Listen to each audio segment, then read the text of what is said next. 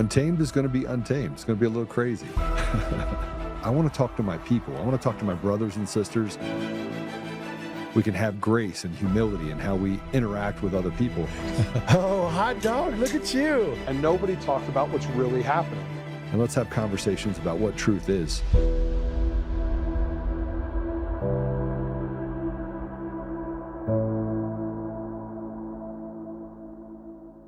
Unfortunately, we're not getting the cooperation that we need.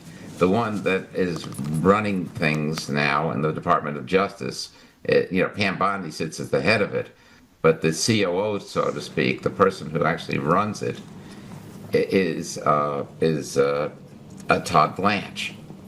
And Todd Blanche is failing on all measures. Because of him, we haven't had a pardon granted since May. Because of him, he wants the J6ers to not be compensated for all that we put them through. Because of him, we're not getting the things that we need for Dominion machines, et cetera, et cetera. Now, this guy used to be, until January 4th, 2024, he was a Democrat, a registered Democrat. And then he represented Donald Trump on the Stormy Daniels case that any Democrat would have done the same job. But I don't know that this leopard ever changed its spots, because for some reason, everything that needs to be going forward in order to make Donald Trump's presidency work is being stalled intentionally by this man. And it's not because of ineptitude. This is a smart guy. This is a very capable guy. And it's not because he's not capable. It's because he's intentionally doing things the opposite of what Donald Trump has ordered to be done.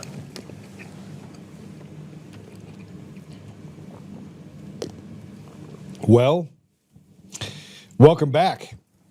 Talk a little bit about Peter Tickton, who's kind of ticked. By the way, I want to say happy birthday to Peter Tickton. It was his birthday on Friday. He turned 80 years old.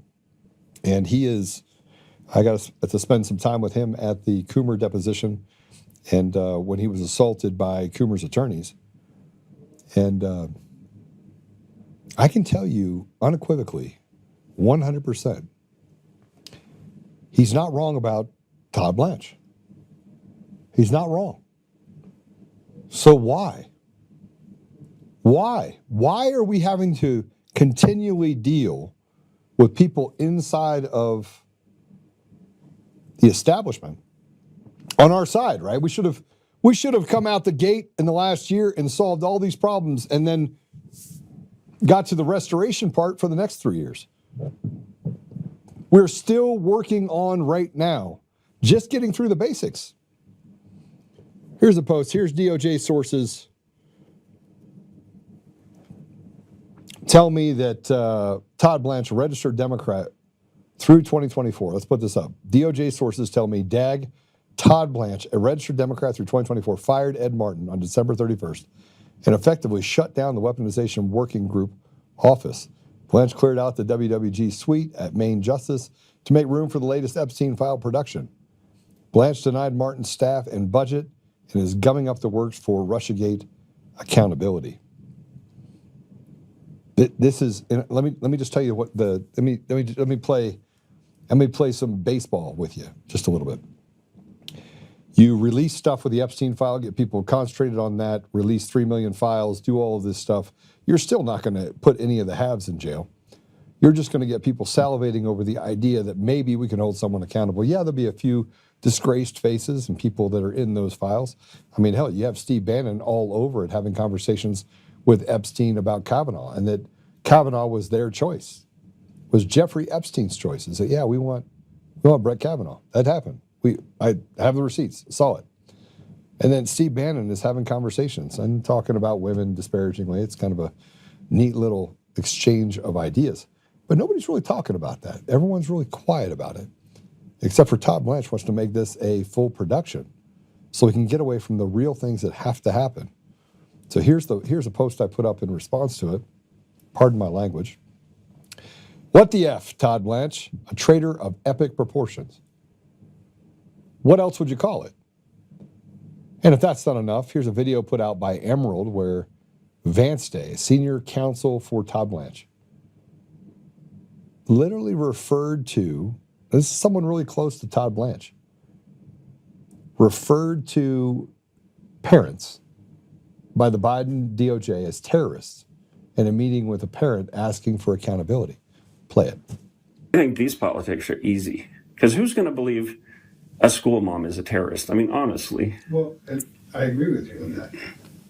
But when you put stuff out into the biosphere of the media that says, you better do something by January 15th or else, my response is somebody who was a journalist and has a master's degree in terrorism. So my response, as well as the whole DOJ, was, we don't negotiate with terrorists.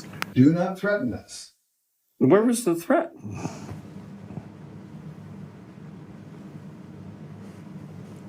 Where was the threat? No, see, what Vance Day is actually saying is, you're a plebe, you're a slave, you're a serf. We can do with you whatever we want. Don't threaten us. I have a master's degree in terrorism. I don't have a master's degree in terrorism. I spent 6 years in the Middle East and Africa. I watched as the lies started to stack up that killed millions of people in Iraq, Afghanistan, Sudan. I can run down the line because our intelligence community decided that they were going to try and look good while they basically destroyed entire societies and didn't respect the sovereignty of other nations. That actually happened. But I'm sure Vance Day knows a lot about that. I think Todd Blanche probably knows a lot about that as well. Here's what that you have to look at.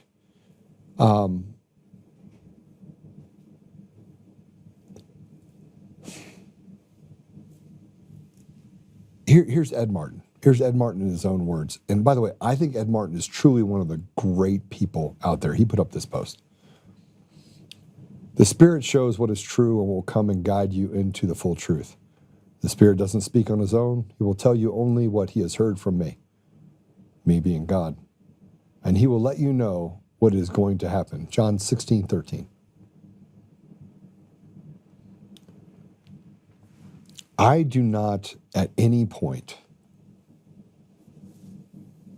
I don't think that people on our side are incredibly truthful. I think there is a large group of people that just want to be seen. I can tell you unequivocally, I love doing this show because I want to encourage you on what comes next. But if you had to ask me if I enjoy being in this fight, I don't. I like peace. Frankly, if you never knew my name, it would be okay with me. Why? Because I just really like helping people.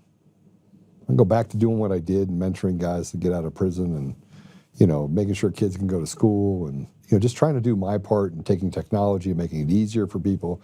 That's what I'm all about. And anyone that's ever met me, worked around me, knows two things about me.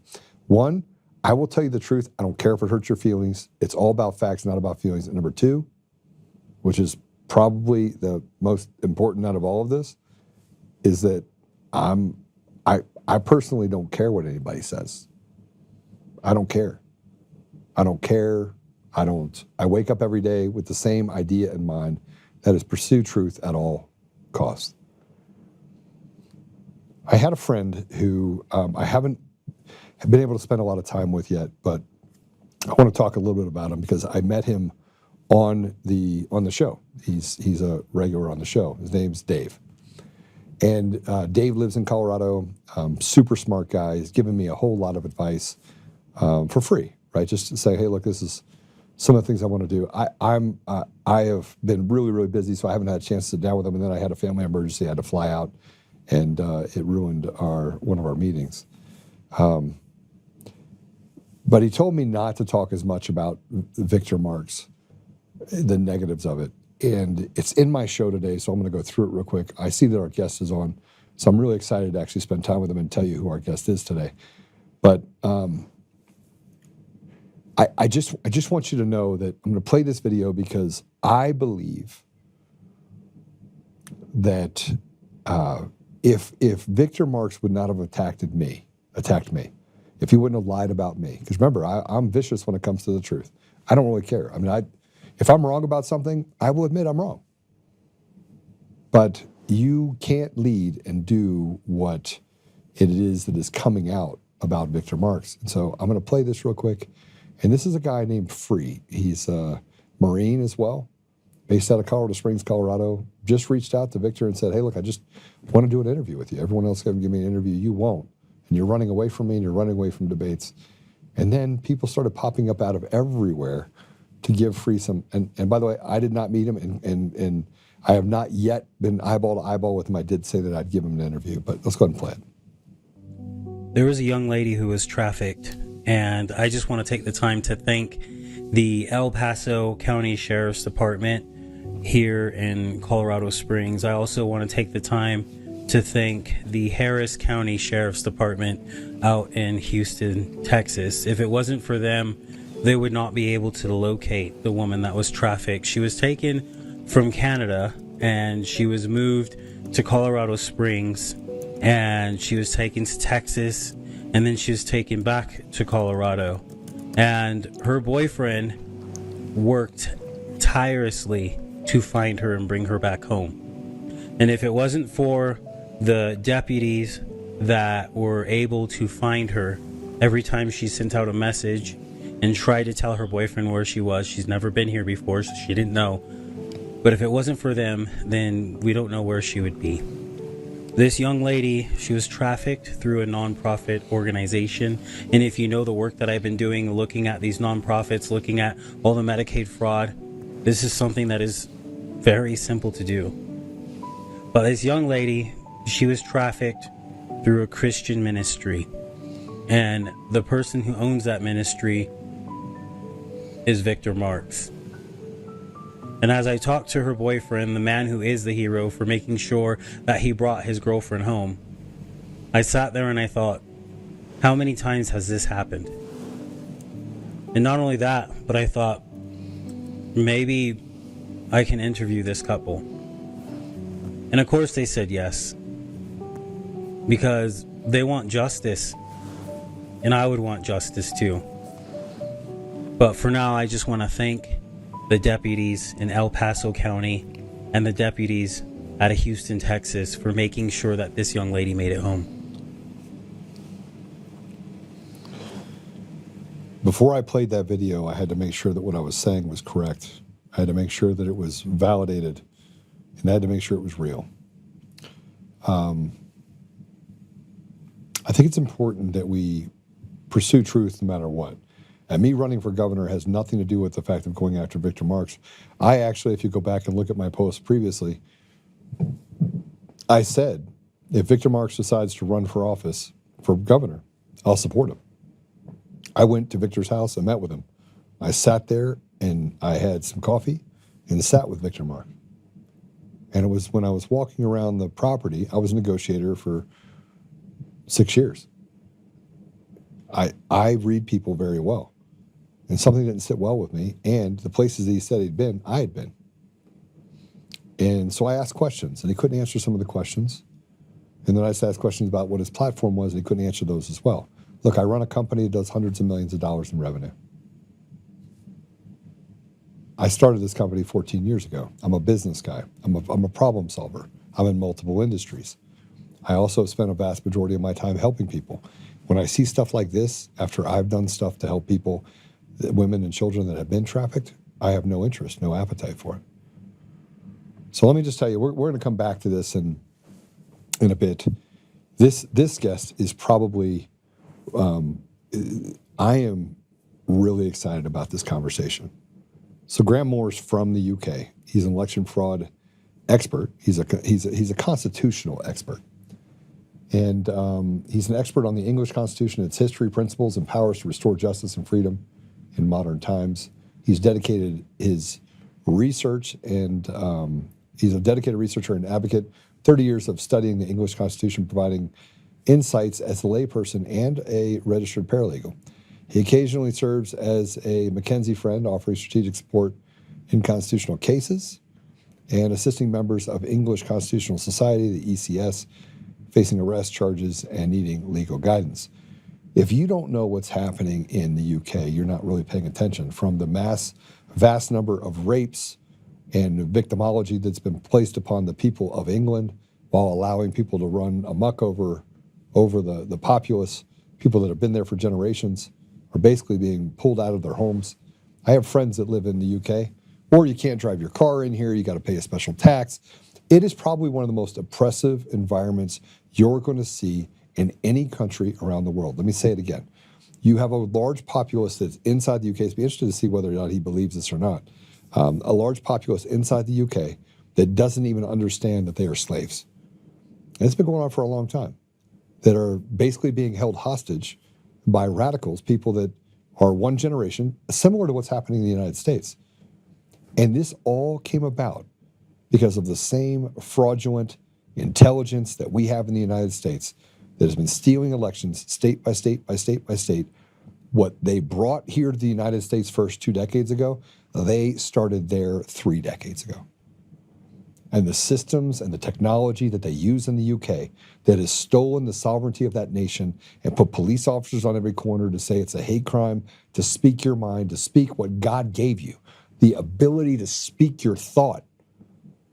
No. They now have thought police in the UK. You can't pray on a corner in public. You can't advocate for for babies being preserved.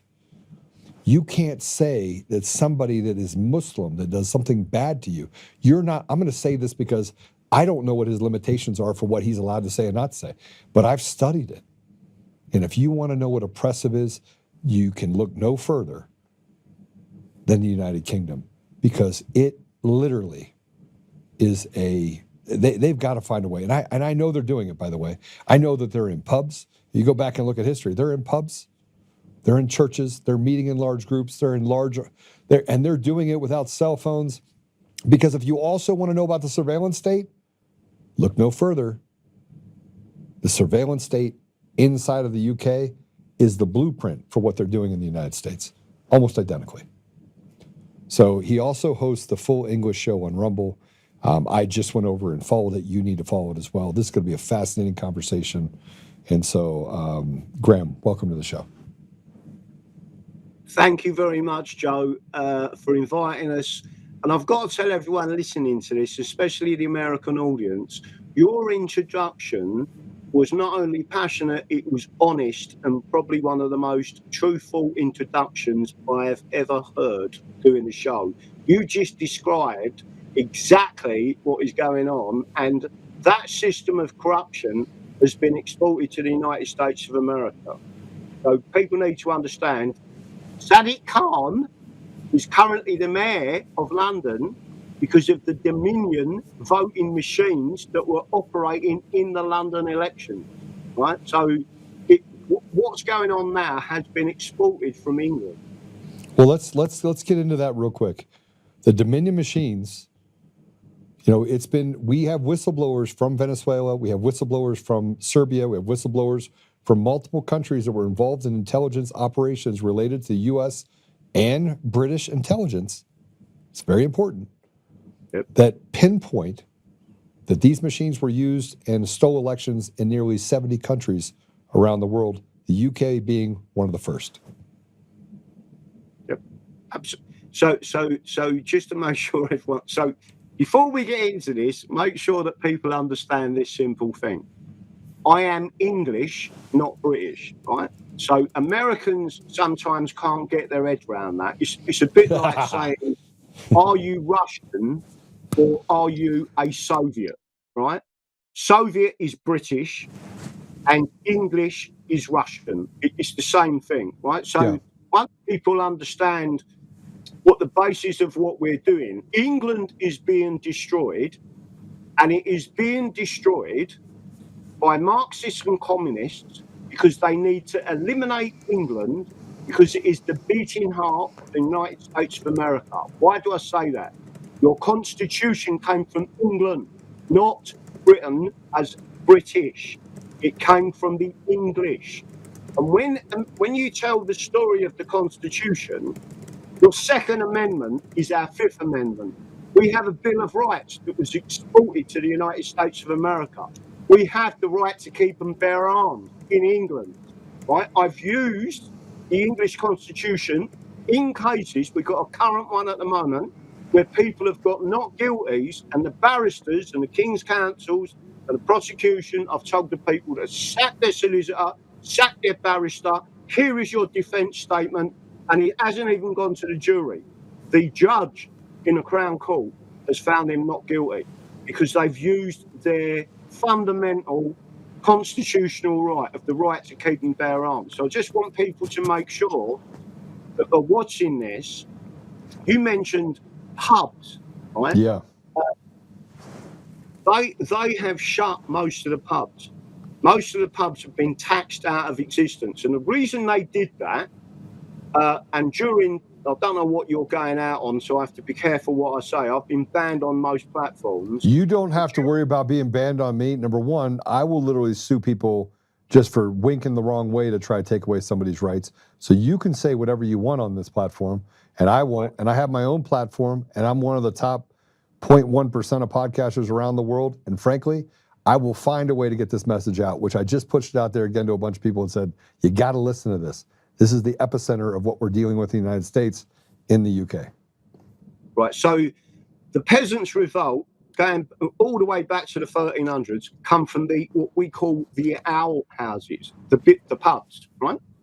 All of the revolutions that come from England come from the pubs.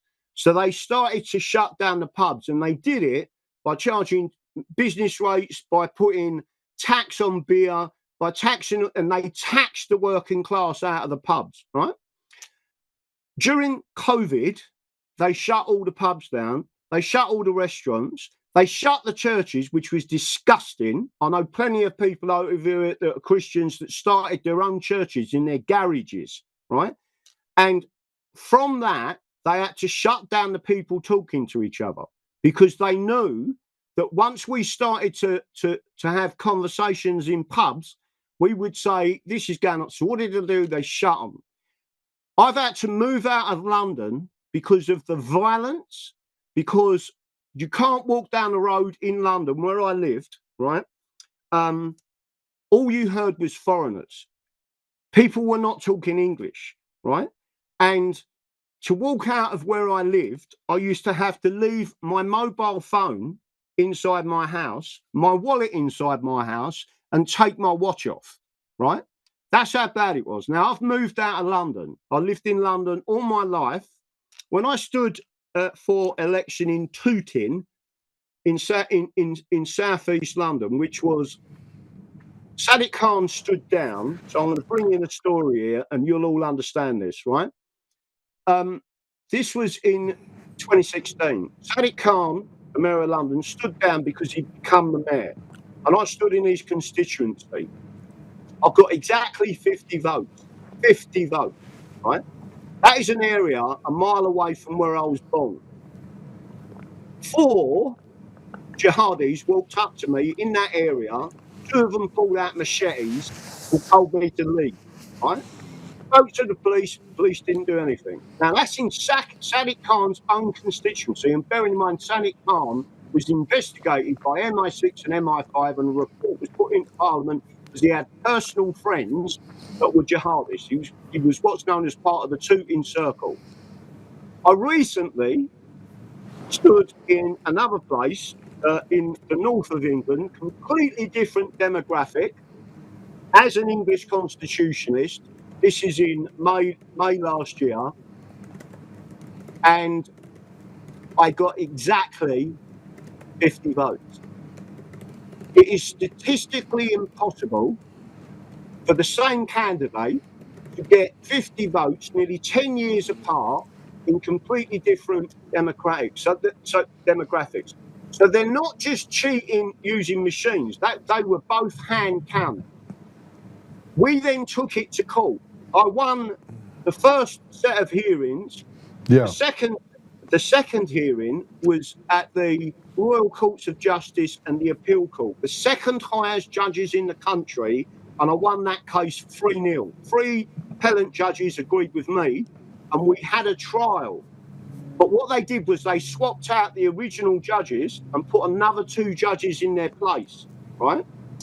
And they then, at the end of the evidence of the trial for election fraud, said that we don't believe there's been a fraud, and then they hit me with £40,000 in that case worth of costs, right? So what they do is, under English law, if they bankrupt you, you can never stand in an election again. It's a way of taking out a political candidate, right? So I'm now 40 grand in debt. They're about to bankrupt me, even though, and by the way, there were 65 people in the gallery.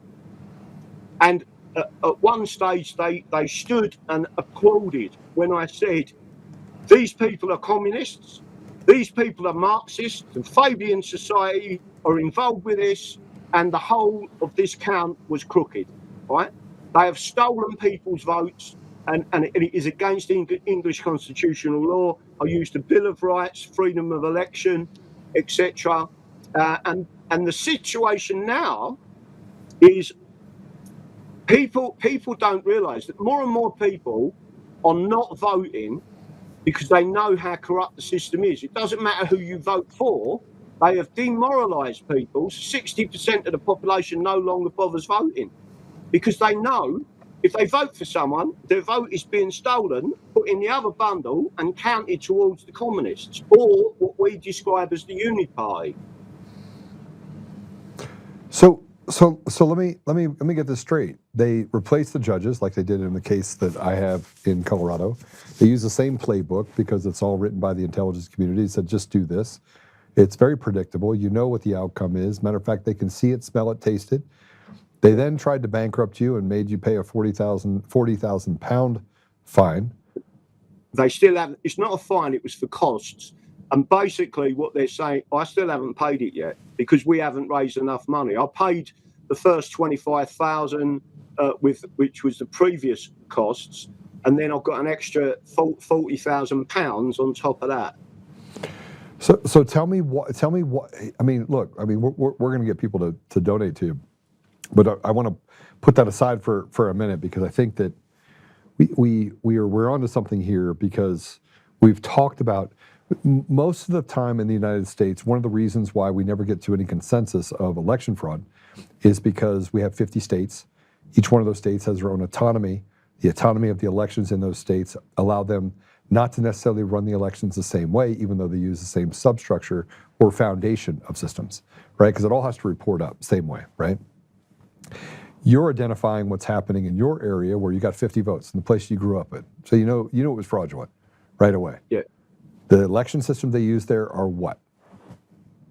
So they're a hand count system, but during so in other words, they get people to come in and they count. So the people who work for the council, they create a team who count the ballots.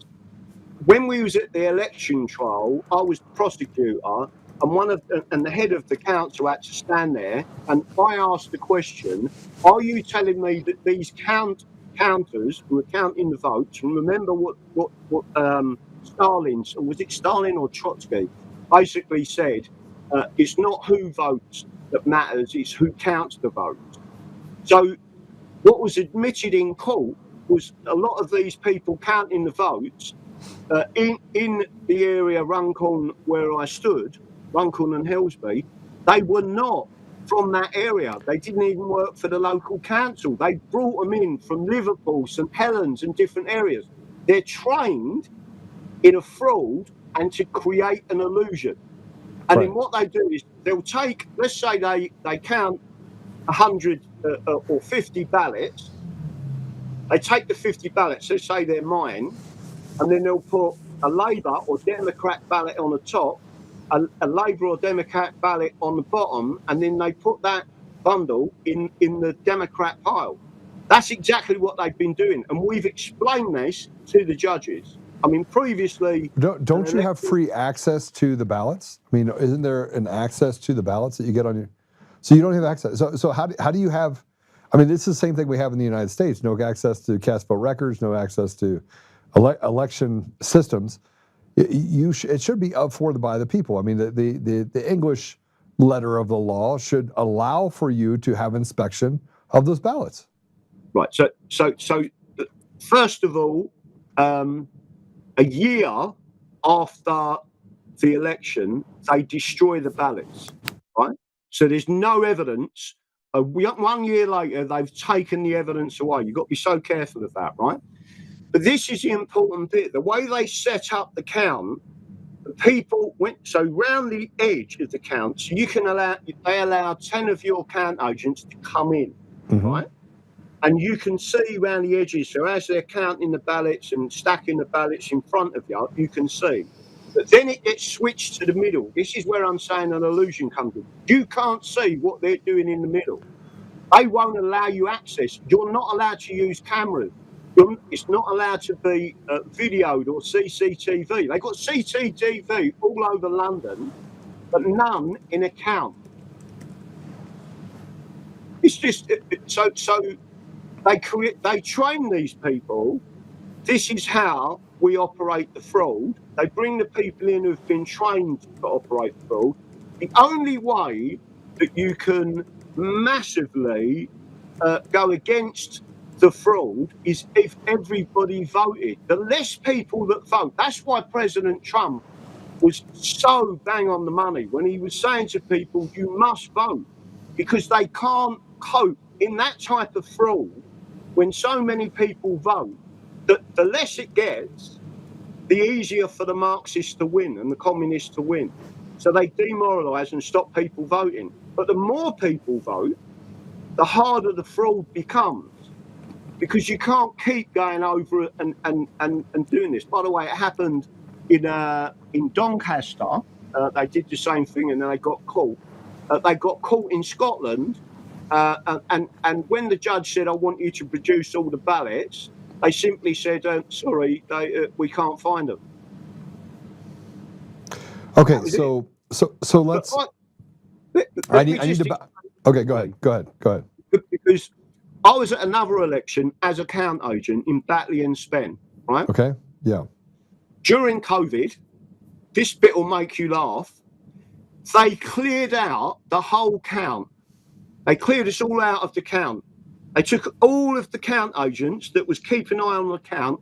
At 2:00 in the morning, they come in with bins and took a load of stuff away in bins and took it away in a Luton van or a panel van, whatever you call it in America, and drove off. And they said that was removing.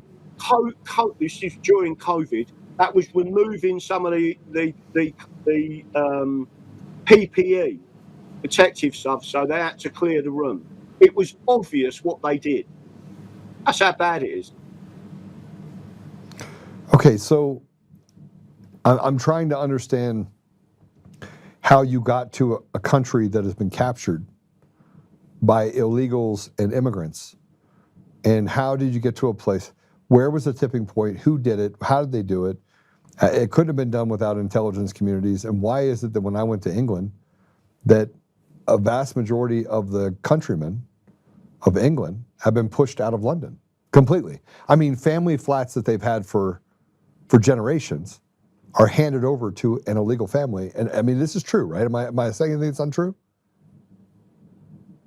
So what you're saying is completely true. London is now, I would say, a city of 20 million people, because they don't actually record how many people are there. From telephone, in other words, mobile phone, cell phone registrations, and from sewage works, they've estimated potentially 20 million people are living there, right? So whatever they say the official figure is, but to say there are 36% of London they now call white British, but technically even part of that is not English, because if you are Polish and you are registered as a Brit now, they will class you as white British. English in London is I would say 15%, maybe 20%. London has been captured, and it's been captured. So you just asked, what was the process? Yeah.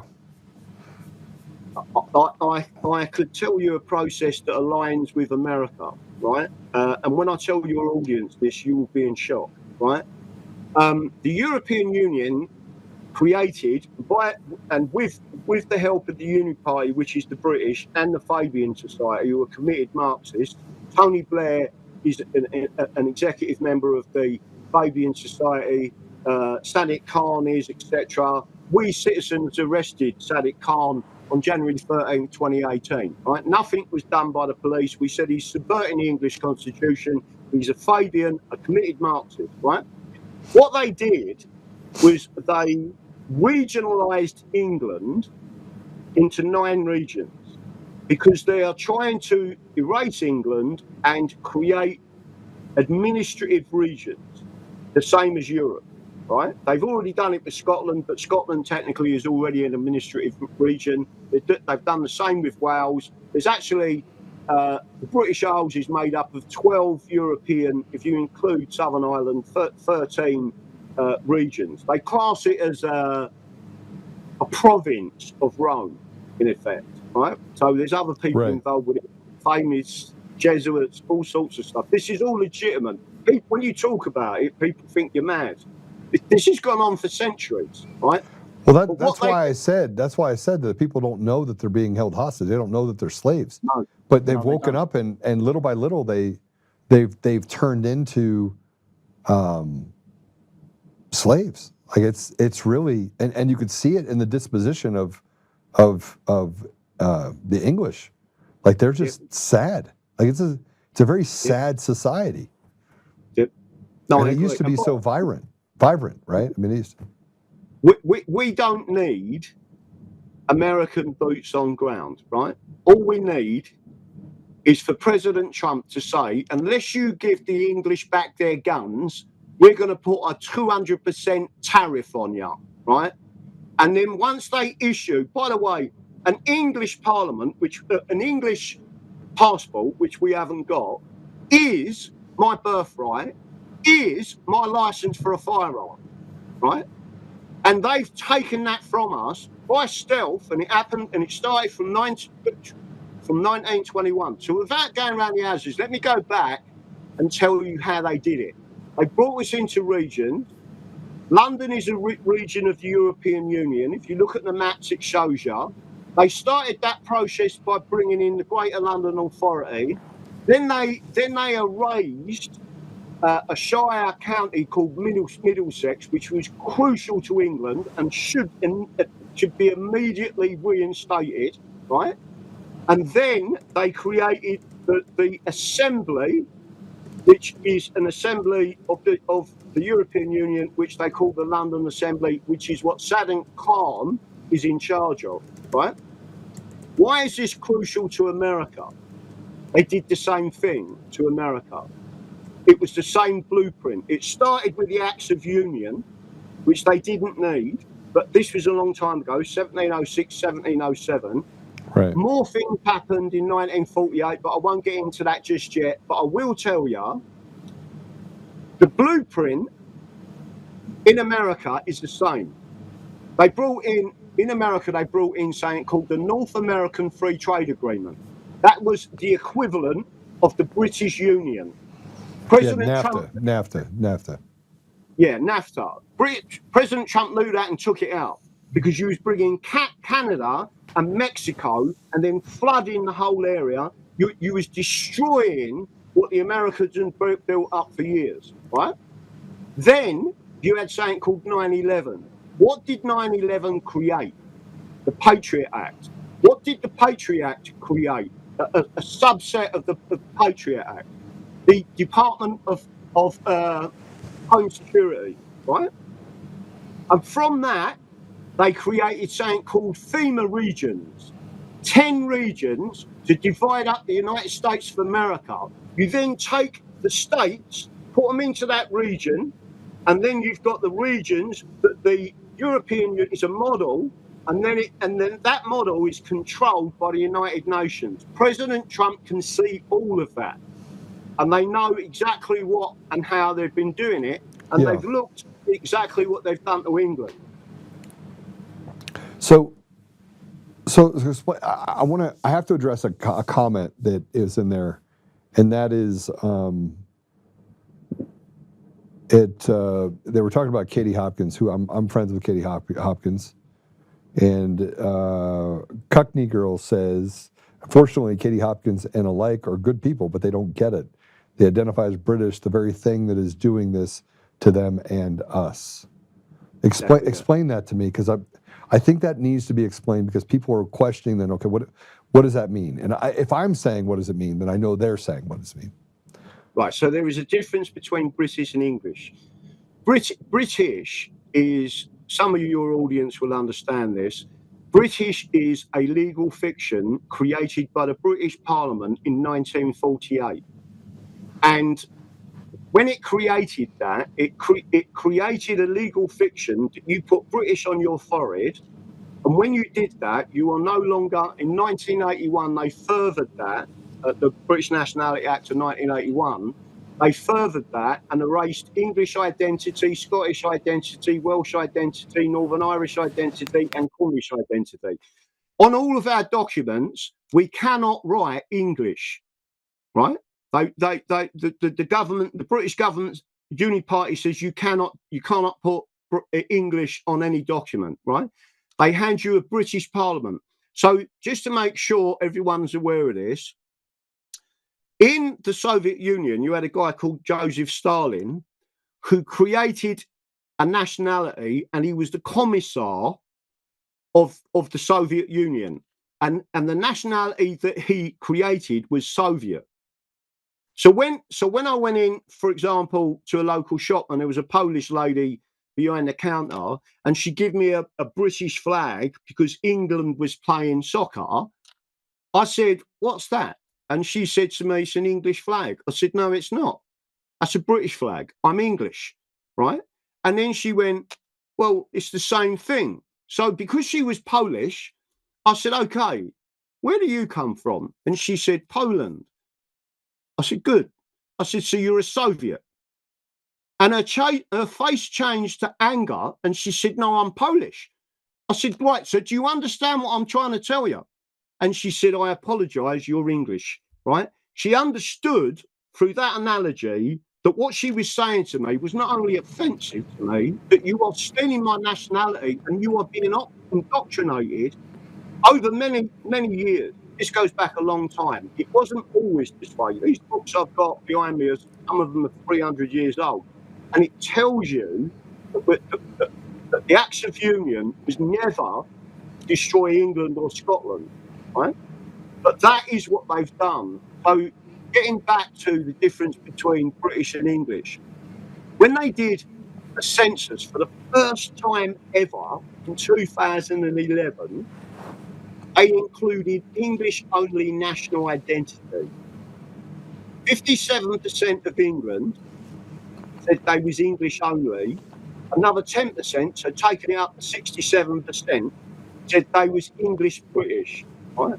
They're just confused, right? But my point to you is they then used that information to find out where the hardcore English were. For the men and women who called themselves English, the government then paid £4 billion into Serco, into Mears Group, Clear Springs, for asylum, and they fed that money in and said, "We want you to put people in these areas." So in the Newcastle, Sunderland area, which is in the northeast of England, they flooded that area. Why did they? Because it was 85% English. So by flooding migrants into that area, housing them, giving them money, right? And then they're going around raping the women and children, right? That then watered down the English and raised the British. So when they come to vote, we're being outvoted. And by the way, the BBC, even alternative media, will not discuss this, right? The only person who talks about it is me. And every time my channels on YouTube, I had nearly 100,000 subscribers, they took me out. I built it up to 25,000, they took me out. Built it up again to 2,500, they took me out. The only place that has allowed me to speak but does not promote me is Rumble. They've never given me a strike. They've allowed me to talk. What about X? Are you on X? Oh, X has taken, not last year, the year before. This is under Elon Musk. I've got Yeah. just under 10,000 followers, and they took my account out and wouldn't even tell me why. They didn't even send me they would, and I asked them, why have you taken me out? All I'm about is self-determination for England and the Constitution. That's what I talk about. And they wouldn't even give me the courtesy of a response. That was under Elon Musk. So I've had 3 different accounts on there, all taken out. The prior one to that was 15,000 followers years ago. They took that one out. Do you have one now? Yeah, it's called English Exit. Yeah, I've been. Yeah, I thought. I'm following you now. I thought I was following you before. I had seen some of your stuff previously. Okay, so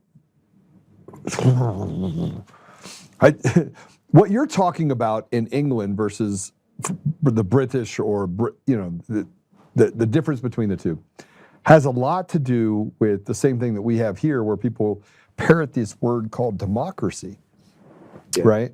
We're not a democracy. We're a constitutional republic. We were never a democracy. We were never meant to be a democracy. They started this in the 70s, and they call us things that we're not, like we're Americans, period. The difference is that they've taken away our identity by saying we should be ashamed to be Americans because we're on stolen land. They've created this victimology. Similar, by the way, it's the same playbook. It's the same playbook that you deal with. The playbook that you deal with on yours is you're not allowed to speak. They've stolen your tongue, right? Is what you're saying. And so they've stolen your tongue. They've taken away your ability to. They've stolen your vernacular. They've stolen the identity of who you are. Doing the same thing in the United States. It's identical. Matter of fact, you know now that there's a small group of people that are actually promoting this all over the world, and it has to be a small group of people because you couldn't do what they're doing without it being a small group of people. And power. Like, these are powerful people that want to destroy countries, right? And if you want to destroy a country, you know as well as I do, you bring in weak, pathetic people that over the history of the world have really never amounted to much, and you bring them in, and then you make the people like you support them. You become a slave, you fight back, you kill those people, and then all of a sudden they've created a different power struggle, and they've eliminated a vast majority of the strong among us, and they've eliminated all the weak people as well. And then they just start the cycle all over again. Well, they stand above and they basically eat Skittles while watching us kill each other. Exactly. They sound about right? That it's a perfect analogy. I love this. It's a perfect analogy, exactly what they're doing. People ask me, where did this all start? And I always say it was prior to the Roman Empire, but the Roman Empire was communism. And then if you explain everything that goes on, I mean, there's some people get upset when I talk about it, but the Jesuits are crucial to this. They was banned from England and many countries in Europe for a reason, right? They are not normal Catholics. Right. In fact, they despise what they describe as moderate Catholics, right? They will eliminate you the same as what they want to eliminate Protestants. And then when there's lots of different control mechanisms that are in place. I mean, I talk about the Jewish mafia, right? And I'll say it's like everyone knows there's a mafia or mafias in America, but you're not saying that every single American is part of the American mafia. That's not the way mafias work, right? But if good people in America start to stand up against the American mafia, you get a bullet in your head. You're gonna die, right? So the same thing exists all over the country. There's a Russian mafia. It doesn't mean everyone I'm talking about in Russia is part of that mafia, but there are control groups that have got a lot of money and they're controlling what's going on. Yeah, so what's fascinating is that I do a lot of reading, and so we've never talked before. You and I have never had this conversation before, so I've never had the ability to understand truly what's going on there, although I read a lot, and I had spent a lot of time overseas. I spent a lot of time there. Matter of fact, the week before that shutdown before COVID, I was there. I was in the UK watching a soccer match, right? A football match. And you had a huge storm that came in and it knocked out a couple of games. So we actually drove to a different area to go watch a match. with Man U, and then I flew home, and they shut the border literally 5 days later over COVID. So I've spent a lot of time in that area, and I thought to myself before COVID that it was strange that the people in the UK were sad, because if I go back 15 years, they weren't sad. It's quite different.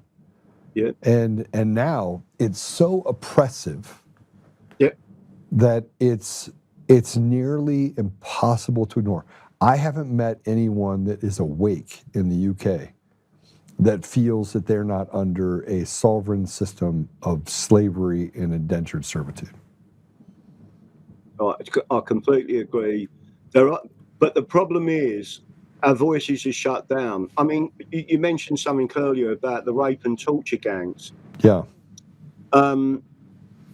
There is currently an inquiry going on that's been privately funded. It raised £600,000, and a guy called Rupert Lowe, MP, is the person who's in charge of that. He's the one who's helped. He's the only person speaking the truth at the moment here. And just to give you that information was suppressed for at least 50 years, right? We all knew it was going on. As soon as you mentioned it, you was called a racist, right? Even though, and you should call them by their proper term, which is Mohammedan, right?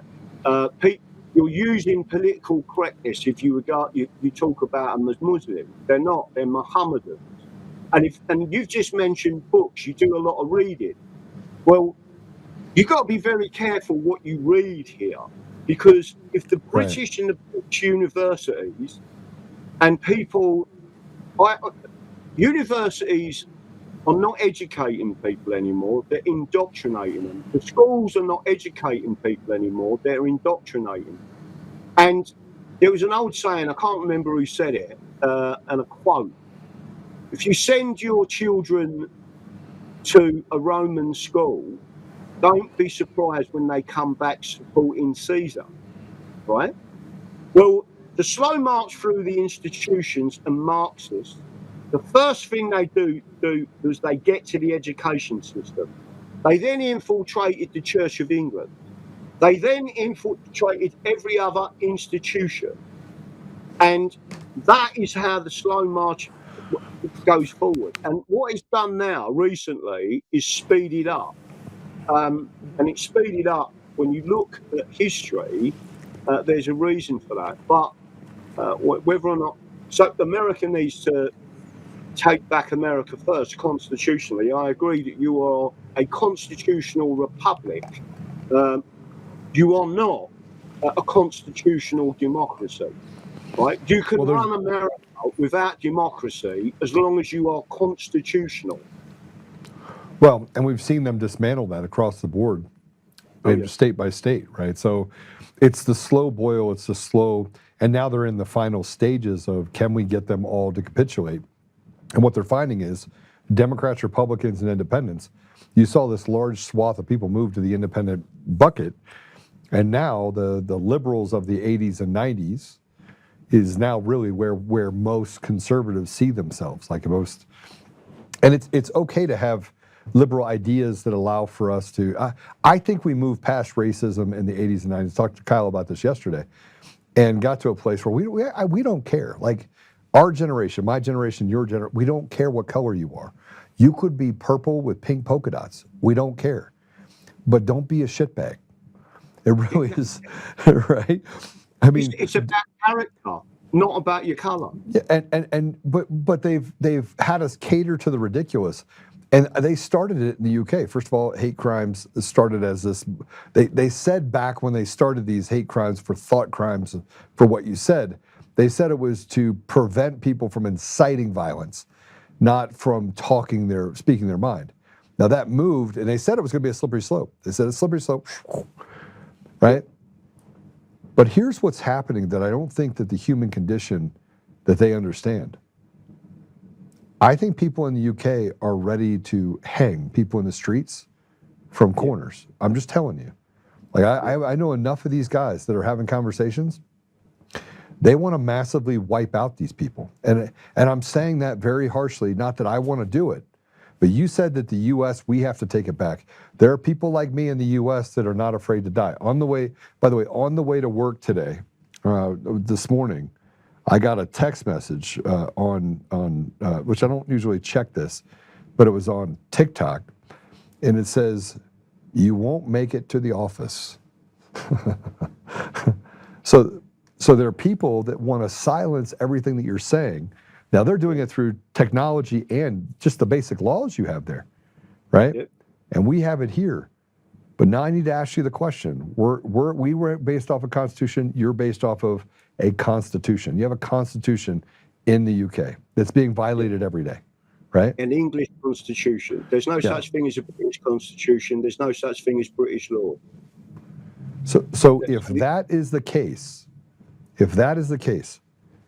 I am not trying to incite anything against the UK. I am not trying to incite anything against the leadership that's there. I'm simply making a simple statement.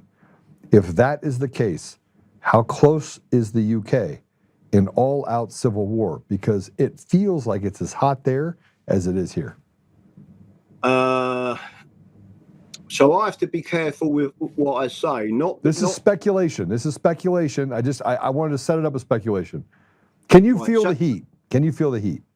Oh, listen. When I was living in London, I don't live in London at the moment. I live in Devon, right? So I only moved here 6 months ago. The windows on my car were smashed. My car tires were slashed. The wheel nuts on my car were loosened. There were lots of things that they was trying to do to me, right? The problem that you've got is the Fabian Society and the Marxists want to cause a civil war because it is the only way you can create a convention parliament to rewrite the constitution. So we've had 2, I think 3 convention parliaments in England in history. Well, hold on a second. Hold on. That's only true if they win. That's only true if they win. Because if they lose, I mean, this is fear of loss. And by the way, you have the same problem in the UK we have here, is this fear of the unknown. There's something that changes inside of a person when you back them into a corner, right? They become a rabid dog. Now, Marxist and communism has never survived itself and has killed lots of people. But eventually, it kills the people that are oppressing them. Eventually. Yep. Okay? Yep. So they try real hard. The devil tries real hard. But let's be honest. It is only a rewrite of the Constitution if you lose. And we had the same problem in the United States during the Revolutionary War, right? If we lost, the consequences were we were not able to enact the Declaration of Independence. We were not able to push the Constitution of the United States, which, by the way, the war was not over until 3 years after the Constitution was written in 1776, right? So we keep saying that we're 1776, we got our freedom. No. It took 3 more years to get our independence from England, right? But nobody ever talks about that. And it wasn't until 1782 that England actually capitulated and said, okay, we recognize you, right? We recognize you. So let me, this is important that I correct a couple of things. And you're not doing this deliberately. You're doing this because of what you've been taught, and especially your system, right? So people need to understand this in America. It wasn't originally the people that left England and we went to America, even if you talked about the Mayflower, and it was prior to the Mayflower, right. Who landed in America. They were English, right? The British didn't exist until 1706, 1707, and the dominions, the English dominions, Virginia and others, Pennsylvania, etc. So four of them states are still technically part of the Commonwealth, right? What people don't understand is they were English dominions, but they were not oppressed and suppressed in the same way. There was a Bacon Rebellion, right, which happened 100 years before 1776. But my point is, within 70 years of the British taking control of Great Britain, that oligarch, that regime, attacked the Dominions and in effect was treating them as colonies. And there's a difference between a colony and a Dominion in law, right? So people talk about England. The main people that, and again, Thomas Sowell is one of the guys that absolutely spells this out. He said the main group of people that attacked the colonies or the English migrants were Scots. The Scottish regiments were the first ones to attack, right? So when people understand, and I'll give you another example, when we had a major rebellion in 1819 in England, in a place called Peterloo, just outside Manchester, 70,000 people stood up and said, we're going to withdraw tax, we're not giving you no tax, and we want the vote, because we weren't given the vote, right? The British drew their cutlasses and killed 19 of us, charged us, they bayoneted a baby in arms, right? Killed the baby, killed these 19 people, and no one ever mentions it. They're like, how many people were there, Graham? How many people were there? 70,000. All right, so let me just tell you what happens real quick to people with bayonets when you have 70,000. Will 19 die? Yes. Will 100 die? Yes. Will 300 die? Probably. Will 500 die? Yes. But you know what happens when 70,000 people march over the people with bayonets? Sooner or later, everyone with a bayonet gets the bayonet. Yeah, right. I agree. And it is a saying that I think we live by. Those that live by the sword die by the sword. Those that enslave people sooner or later become the ones that become victims of the slaves themselves. And we have to. I don't know what has drawn me to 5 years ago get involved in all the things I got involved in that led me to the election fraud. But I can tell you this, I was never making it out of this life alive. And I know that a baby lost its life. And I know that 19 people died. And I know that nobody talks about it. But let me tell you something, if those 70,000 people would have marched on the people with bayonets, the people with bayonets would have been stomped into the ground because there wasn't enough of them. But people that are 70,000 people that got on the street, it's really simple. Do you have the Constitution? Do you have the courage to be freed from the chains tied to a fence that is not even in the ground? The strength of our communities is the thing that will save us from the tyranny that we're facing today, both in the UK and in the United States. That's my thought. I could be wrong, but that's my thought. I could not agree more. The problem with a lot of these people is that So the people in England, I go around the country giving seminars so we've got one coming up in Cumbria.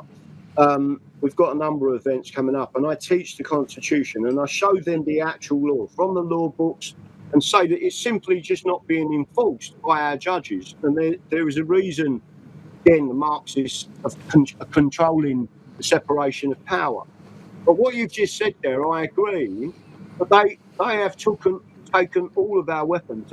You can't even have a sword or a large knife over a certain size in this country anymore, right? And just to make sure that the audience are aware, if you've got a large American audience listening to this, they didn't just come along and take our guns, they did it gradually, right? So shall not be infringed is a very important part of the wording, right?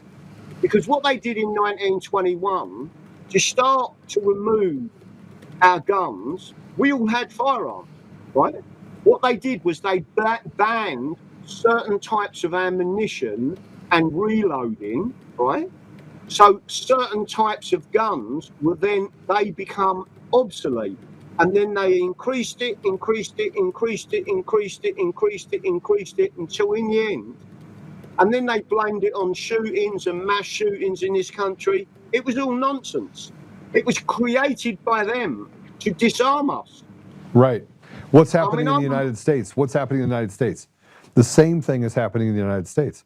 And they limit our speech by saying you have 3 minutes to speak. which is not enough to articulate an argument. Well, they put people up on stands and they have them talk about nonsense with a doctorate behind them that was trained in a Marxist college or university inside of our schools, right? So, look, you ran away from England or London for a reason, right? The same way you ran away from London is the same way that everyone ran away from every other part of your society. You're running away from schools, you're running away from indoctrination camps, you're running away from big pharma putting things in your body that you don't want. You're running away from the ability for them to want to kill your babies and give you this socialized medicine that frankly that leads to a place where now they've legalized euthanasia and told you that that's an option, we can kill you. Look, everything that you're facing in the UK, if there's anything powerful to come out of this conversation, it's that we are the same. We are brothers and sisters in arms, and frankly, the sooner that we realize that the reason why they took away, I'm in the comments, by the way, if you guys are wondering, I'm the one that's Untamed Nation. As soon as we realize that the reason why they took away your guns, the reason why they took away your knives, man, I'm surprised they didn't take away spoons. They took away bats, they took away, I mean, you're just basically a bunch of school children, 8 years old, that they say basically can't be trusted with anything. You then realize... That's the only thing I'm allowed to have, but I must have a ball as well, a baseball ball. So, but my point is, as soon as you realize that they know that the reason why they took it away from you is because they knew sooner or later you'd figure it out that you're a slave. And once you figure out that you're a slave, everything changes. And they knew that by the time you figured that out, they better make sure that they take everything that they can against you so that they can bayonet the 19 people, including killing a baby, and get away with it. I'm going to tell you, though, and I know this is, I want to hear you speak.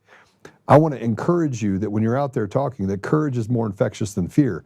And those 70, if you want to see what I learned about January 6th, I learned in January 6th that they were afraid of their lives because the American people showed up in number because of stolen elections.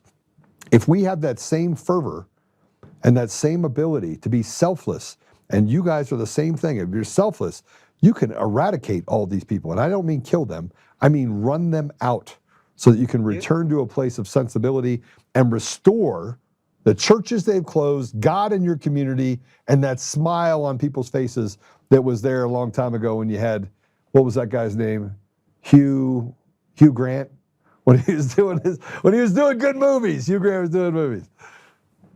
Well, so let me just add a couple of things to what you said. So for the American audience in this, most people think that they love Nigel Farage. I'm going to tell you now what we call him. As constitutionalists, we call Nigel Farage, listen carefully to this, Benedict Arnold.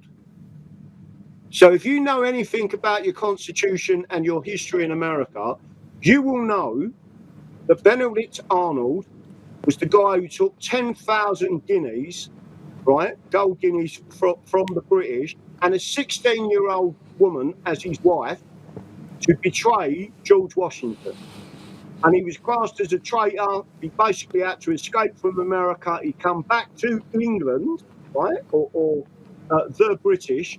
He was then shunned by the community, the business community. He had to leave. He went to Canada. They shunned him as well. He come back.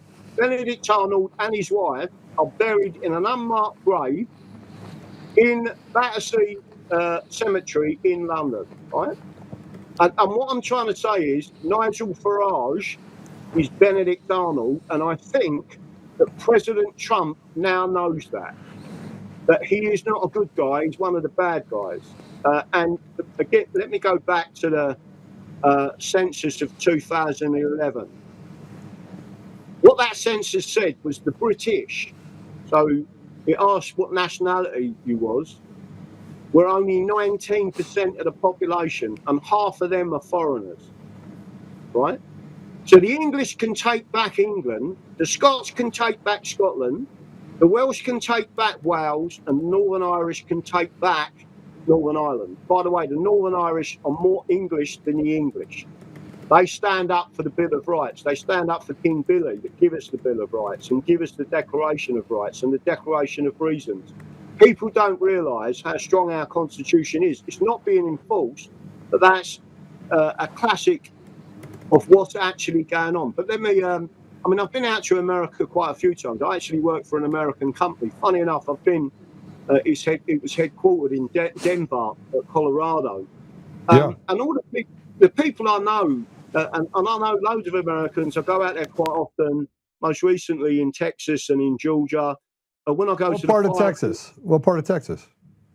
Well, where was it? I did a seminar. There was a Texit, so they wanted to secede the Union. Was it not El Paso? San Antonio, Austin. It would have been Dallas, because Dallas is a bunch of weirdos. No, it was out somewhere. I'd have to look it up where I went to, but it was fantastic. Georgia, Covington. I went there and absolutely loved it. It was in the gun ranges most of the time. The only place I had a bad experience was in just outside Seattle in Washington, where I walked into what we call a dive bar, was wearing a Trump T-shirt, and the guy behind the bar said, "You want to leave because they won't tolerate you in here." And I couldn't believe that. I was shocked. Yeah, so that's what you experienced in Washington, is the state-by-state sedition that has happened, stealing elections, indoctrinating people, creating this indoctrination at the education level, and then using the media and the density that they have in the black robes, the rotted judiciary, in order to enforce persecution against Americans. Yeah, no, again, when I see what's going on in America, I mean, I love America, and your constitution came from England. It's not British, it's English. And even the things that you put in place out there, the electoral college, the people were clever enough to know that the cities would start to expand, and they needed to give a method of making sure everyone was equal, even in the rural areas. So they created the electoral college, which we haven't got in England. There's so many positives to America. I mean, again, it's not America, the United Independent States of America. Yeah. It's not the greatest landmass in the world, and it's not the greatest opulence, but it's the greatest nation in the world, and it's been created by the English Constitution and by the ancestors that understood they wanted to live by the word of God and Jesus Christ. That's it. Leave us alone and we'll get on with it, and we'll build the nation. And again, if you look at what the White House did recently, when I say recently, within a month of actually taking office, they sent out a tweet and they said, our national language officially is English. They didn't say British, they said English. And then they sent out another one and they said that the Bill of Rights was written in English. Right? So when I talk to Americans, that's what you've got to understand. There is a difference between the British and in English. Within 70 years of creating the British, right? So in 1707 it was created. Within 70 years they was attacking us in America. And they've never stopped attacking America. That they won't stop unless you take them out. So when I say take them out, I'm not talking about English, Scots, Welsh and Irish. I'm talking about the British oligarch, the British regime, the cabal. They need to be removed. And you're not going to do that with Nigel Farage. Okay, so I need to, I got more questions for you, because I think that your demographic change has happened. The people that have been there for generations are being basically thrown out of their own land without one shot being fired. Okay? Correct. I'm sitting here watching the comments of some of the people that are from the UK, the English. I'm going to call them the English, out of respect for them, right? Because I believe that I'm English, not British. I see that. It's actually somebody's call sign that they're English. Even if the sentiment that is shared here is shared by the generational countrymen, and I'm not talking about white people, because you have Indians that have been there that feel the same way. I have a friend that's an Indian, right? He's from India as far as he's of descent. He feels the same way, right? He feels the same way. His family has been there for 4 generations, okay? Yeah. Even if the only thing that you lack is organization. Am I wrong? Not only, so we've got something called the English Constitution Party, which again, if you go back to the fraud, they won't allow you to be recognised. The Royal Mail even stole the leaflets. The point I'm trying to make to you is we are so oppressed. It's just like the Soviet Union. They won't allow you to organise. So I go around the country and I do seminars and teach people the English Constitution and how we can fight back. But again, even my events have been cancelled at the last minute. Once you set them up and advertise them, all of a sudden they come along and they say, no, we're shutting that down. So they don't allow us to speak. The only place I can generally speak is on Rumble.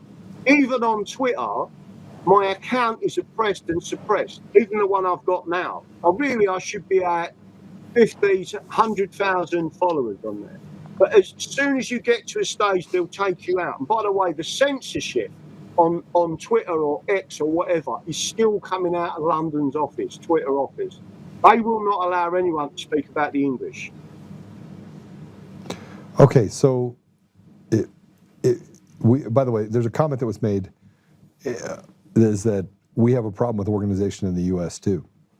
And so how we resolved it, and I'm going to give you some ideas here because I really want the British to hear what the English are thinking for a reason. I think you have an opportunity here because there's people that are listening that I just got a text message from a friend of mine who's in the UK that found this on X and said, Joe, Graham's a great guy. Like I went to a seminar with him. So the thing that we decided that we were going to do is that we understand that Rome wasn't built in a day. You guys have been going through this for 3, 4, 5 decades, right? This is a slow boil, right? We built a thing called the Brotherhood. And the Brotherhood, we have these little rings. I don't know if you can you pop in on that ring? Pop in on that ring if you can, guys. Can you or no? All right. So one of the things about the English is that there are men and women of faith, right? A lot of Catholics, right? Yep. And so we decided that we were going to build a brotherhood. See if I can get it to move it over for you. And so we have these rings, right? Now you'd say, Joe, why have a ring? Okay, go ahead and put it back down. Why have a ring? You have got to figure out how to build a brotherhood where I am my brother's keeper means something. That's biblical, by the way. It says we must put on the full armor of God. And when people decide that they're not as interested in the next breath or in surviving it, because you weren't going to survive it anyway, something happens. And I know that this is the case because I have people every day that I'm talking to about why I wear this ring. Now we're starting to make sure that men are men. And by the way, this is not anything against women, but you've got to get men. You've got to get able-aged men. Like women can support it. Man, if you have some that want to fight, great. But putting a woman inside of I'm not built that way. I'm still built where chivalry is not dead. And I want to be able to protect my wife. I want to be able to protect my daughters, your daughters, our wives, our mothers.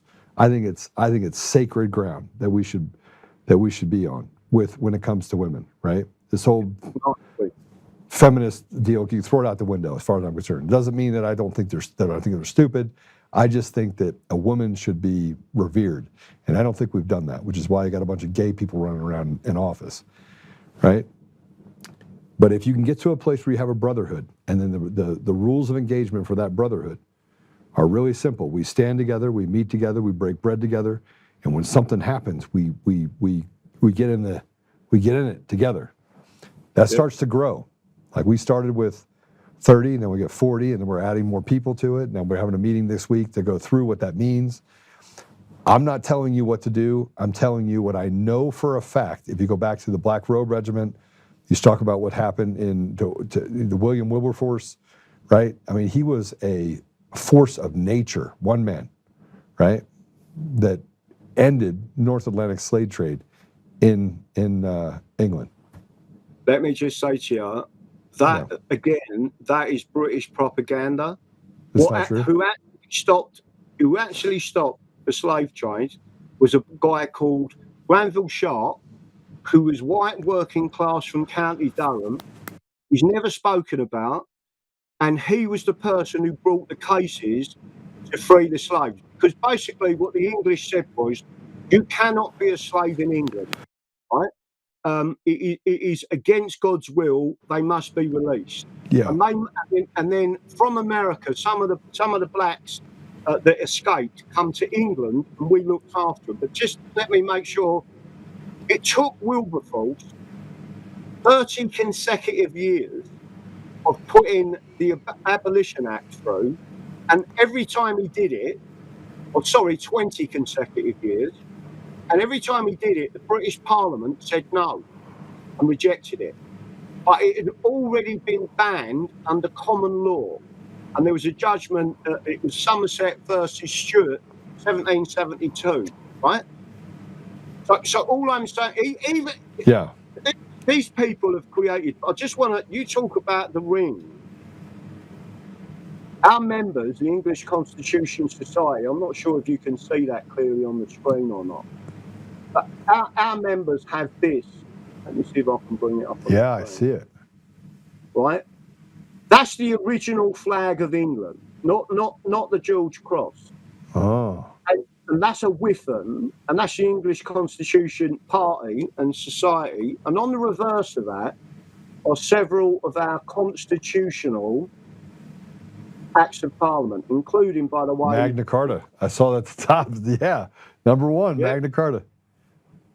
And Pete, let me just ask you, this would be a fascinating question for you, right, and your audience. How many of you know that a part of England, 3 acres of England, is an enclave of the United States of America? And when I say enclave, it was given to the United States people by Her Majesty the Queen and Parliament.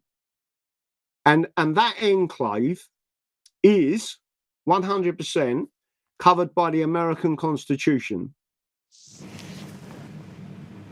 Are you serious? Absolutely serious. And that's what causes a problem for the Marxists, right? 3 acres of Runnymede was given to the American people by Her Majesty the Queen and the British Parliament. It's called fee simple absolute. We have got complete and utter sovereignty of that land. I have been on that land. It's where the JFK Memorial is, where I have said prayers for President Trump. If you go to my website, or not my website, sorry, if you go to Rumble, go to the very first video on Rumble on the Full English Show, and you will see us at Runnymede, where the Magna Carta was sealed. That site has been given, the 3 acres, been given to the American people. It's known as an enclave in law. Russia has an enclave, for example, in the European Union, which of course is a massive problem for the European Union. But when we was there, and I was talking to the very large crowd of 300 people that had come along, we said a prayer for President Trump, for the people of the United States of America, and just to make sure everyone's clear on this, the Kennedys, 3 armed police, British armed police, come up there. 3 armed police. Bearing in mind, technically, we've got an unarmed police force. That is not correct, by the way. They come up there, and one of the guys with us was ex-Special Forces, and walked up to them. In fact, he was SAS. And he walked up to them and said, "Why are you here? Why have you got firearms when we are praying?" And they said, "We've just come up to take a look." So he said to them, "Leave." This area is covered by the United States Constitution, and we have constitutional rights to be here and say what we need to say. Now leave. And they left because they knew that that was covered by the American Constitution, and they left, right? So people in America need to understand there is an enclave in England running me just outside Windsor Castle, right, that is owned completely by the people of the United States of America. So can I come there and get 3 acres? Well, you wouldn't get the 3 acres. But you used to go on there. I'll give you an example of what I did constitutionally. Well, I need to ask you a question before I lose this question, because it came from, I'm English, not British. It said to ask you, who's complicit in the regionalization of England? What happened when you void the Acts of Union 1707? What is the 134 Torture Act? Oh, right. So there's a number of parts to that. So if you void the Acts of Union, you take England, Scotland, Wales, and Northern Ireland, in effect, actually Scotland, Wales, and England back to being a brotherhood of nations and not controlled by a British Parliament. So you go back to an English Parliament, you would then go back to counties. What people don't know is that the United States of America was built on an exact model of England, right? So the United Independent States, our shires and counties were independent, right? To a large degree. They're still covered by the Constitution, but you could do what you wanted as long as you didn't cross the line with the Constitution. It's the same as America. The next question was, I think, who can be made responsible, I believe, or who were these people? The answer is the British, the European Union. They was never allowed to create what's known as the European Union and take us into it, because it's against the supremacy clause of the English Bill of Rights.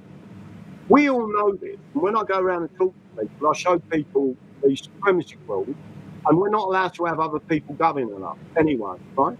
But the next part of that was about the rape and torture gangs. They're not grooming gangs. That's nonsense.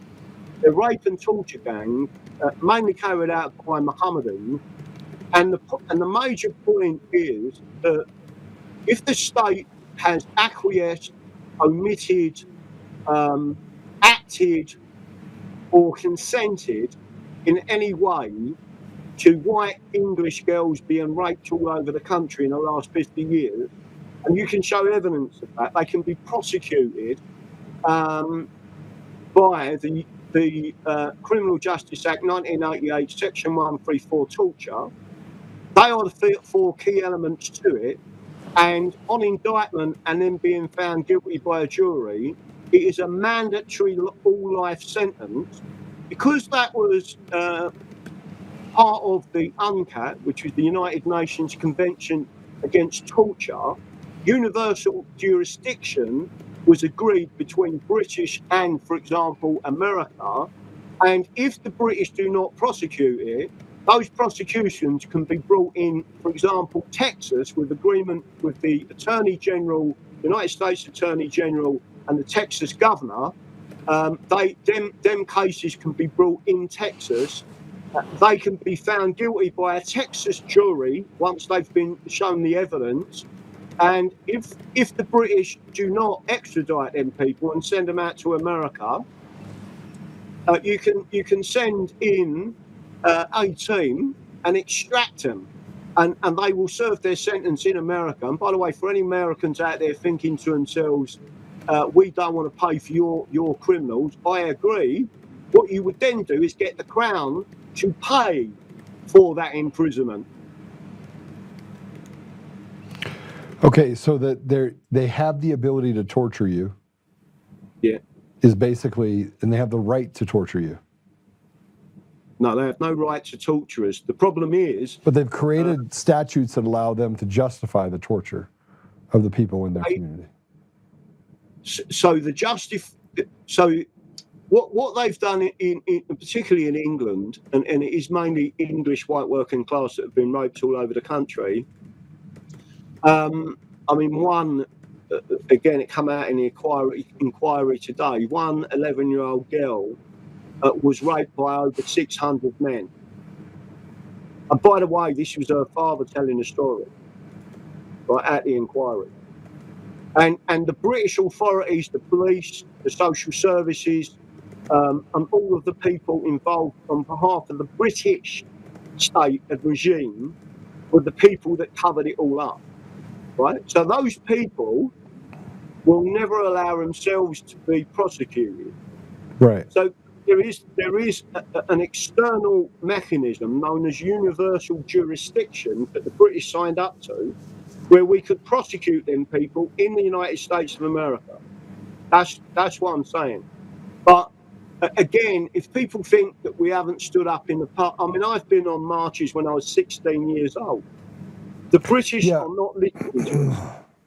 Yeah, I don't think so. I mean, I'm just going to give you my thoughts based on being away. One, there's a lot of people like you that are saying these things that I've been following for years. There's also other people like Katie Hopkins that, you know, talk about semantics, and we'll talk about these issues and come to the United States and speak about them.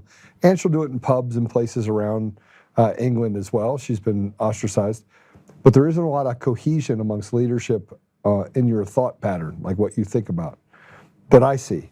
And I say that because my friend just said that he came to visit you and they went to visit someone else, and there's not a whole lot of times that people are together and you're having these thoughtful conversations collectively, which shows unity. And I think one of the biggest issues that, and again, I'm going to steal the text that I just got from Arthur, so I'm sorry, Arthur, I'm going to quote you here.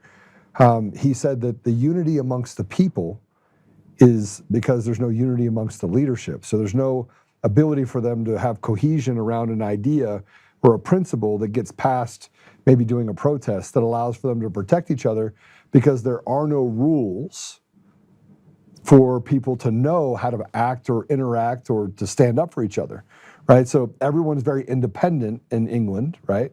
It's very independent. It's like herding cats. Yeah, so I'm, you know, the psychological part of being strong and being smart. And the English are also very smart people. You're keen on things going on around you. You can see it. You might not say anything about it because, frankly, if you say something, you're liable to get thrown in jail for it, right? And they prove it over and over again. But in order to get to a place where you have cohesion, you have to have cohesion in leadership, right? So you have to have people that are willing to stand together. So, and Arthur just said, he said, listen, I'm stealing your text, Art, so I want to have you on so we can maybe have a conversation. He says that the people don't really know where to go. They know what the law is, they know what needs to be done, but there isn't a lot of courage that is exuding that say, okay, here's our rules of engagement. Yeah. And you have many soldiers that got out of service, that left service, that are very disenfranchised right now, right? So you've just mentioned Katie Hopkins, right? Mm-hmm. She's alien to me. She regards herself as British. These people have been so badly indoctrinated, and a lot of the veterans now, and I know many of them, for certain reasons, that are being prosecuted by the British for operating in Northern Ireland, Iraq, and Afghanistan, right? And some of them are special forces. They're being prosecuted by the British, and yet they still say, well, the ones I talk to don't, but they still say they're British. And I've said, listen, you need to snap out of this indoctrination. It's like, just to let me finish this part of what I was trying to explain about Stalin. People don't realise that the Soviet Union was disbanded by a stroke of a pen in 1991. Russia went back to being Russia. It never died. The spirit of the people are rising again, not in a bad way, in a positive way, and in Christ. That is what they're doing. They're showing the world that they still are Christians, and They are a nation, a natural group of people together, a tribe, right? What I'm trying to say to you is 20% of the old Soviet Union, through indoctrination of their mind, still refer to themselves as Soviets. Right. Because of the indoctrination of the mind. It is completely evil, right? And that's what they've done to these people in England, Scotland, Wales, and Northern Ireland. But when I speak to people and walk up and say, what nationality are you, British or English? The majority of people, especially outside of London, say, I'm English. Right. When we go back to that 2011 census, British were a minority, and half of them are foreigners. And when I talk about foreigners, you mentioned someone you know who's an Indian who's been here for 4 generations, right? The English put a clause together in something called the Acts of Settlement 1701. And apart from saying that English law is our birthright, it also stated that you could not have any position of authority. You could not be a member of parliament. You couldn't be in the House of Lords. You couldn't be a judge. You couldn't be a police constable. You could have no position of authority unless both of your parents were English. Parents plural, right?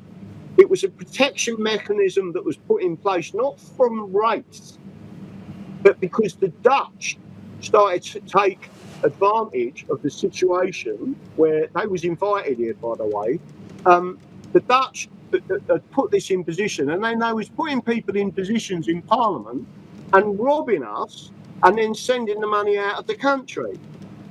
Who was it that removed that protection? Right, and if you go and look at our Parliament, it's full of foreigners, right? Why is it? Because the British Nationality Act of 1948, Schedule 4, removed that protection. This has been a steady process and plan to destroy England. So getting back to what that, I think it's Archanaut who's out there, right? Listen, it is difficult. We have got an organisation. Let's say there's 1,000 of us at the moment, right? So we've got membership of the English Constitution Society and the English Constitution Party. There's over 1,000 that are registered. There's more than that, right? My point is we're all volunteers. You can't, the people with money are not funding us.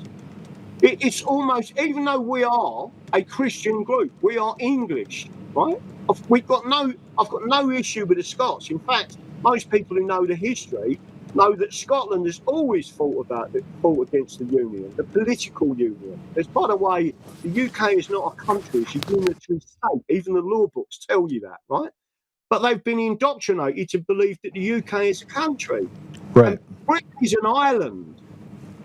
It's a bit like Haiti and Dominion Republic. Yeah, but I mean, but Graham, hold on a second. Let me just look.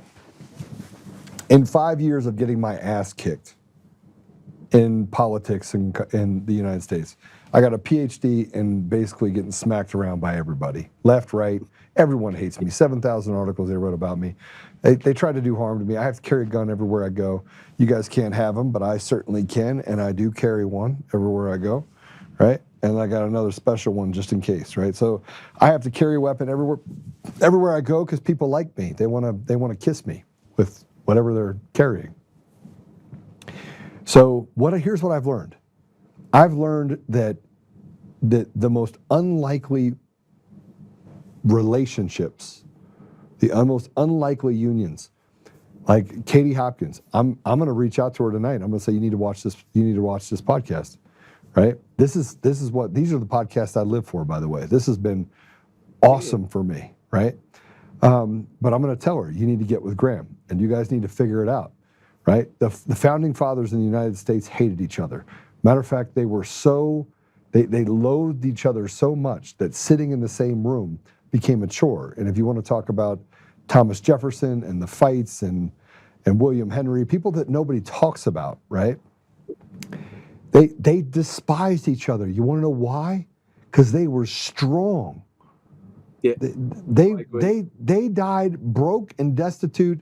They were ostracized in the very country that they created. Yep. 100%. Because they couldn't get along. Right?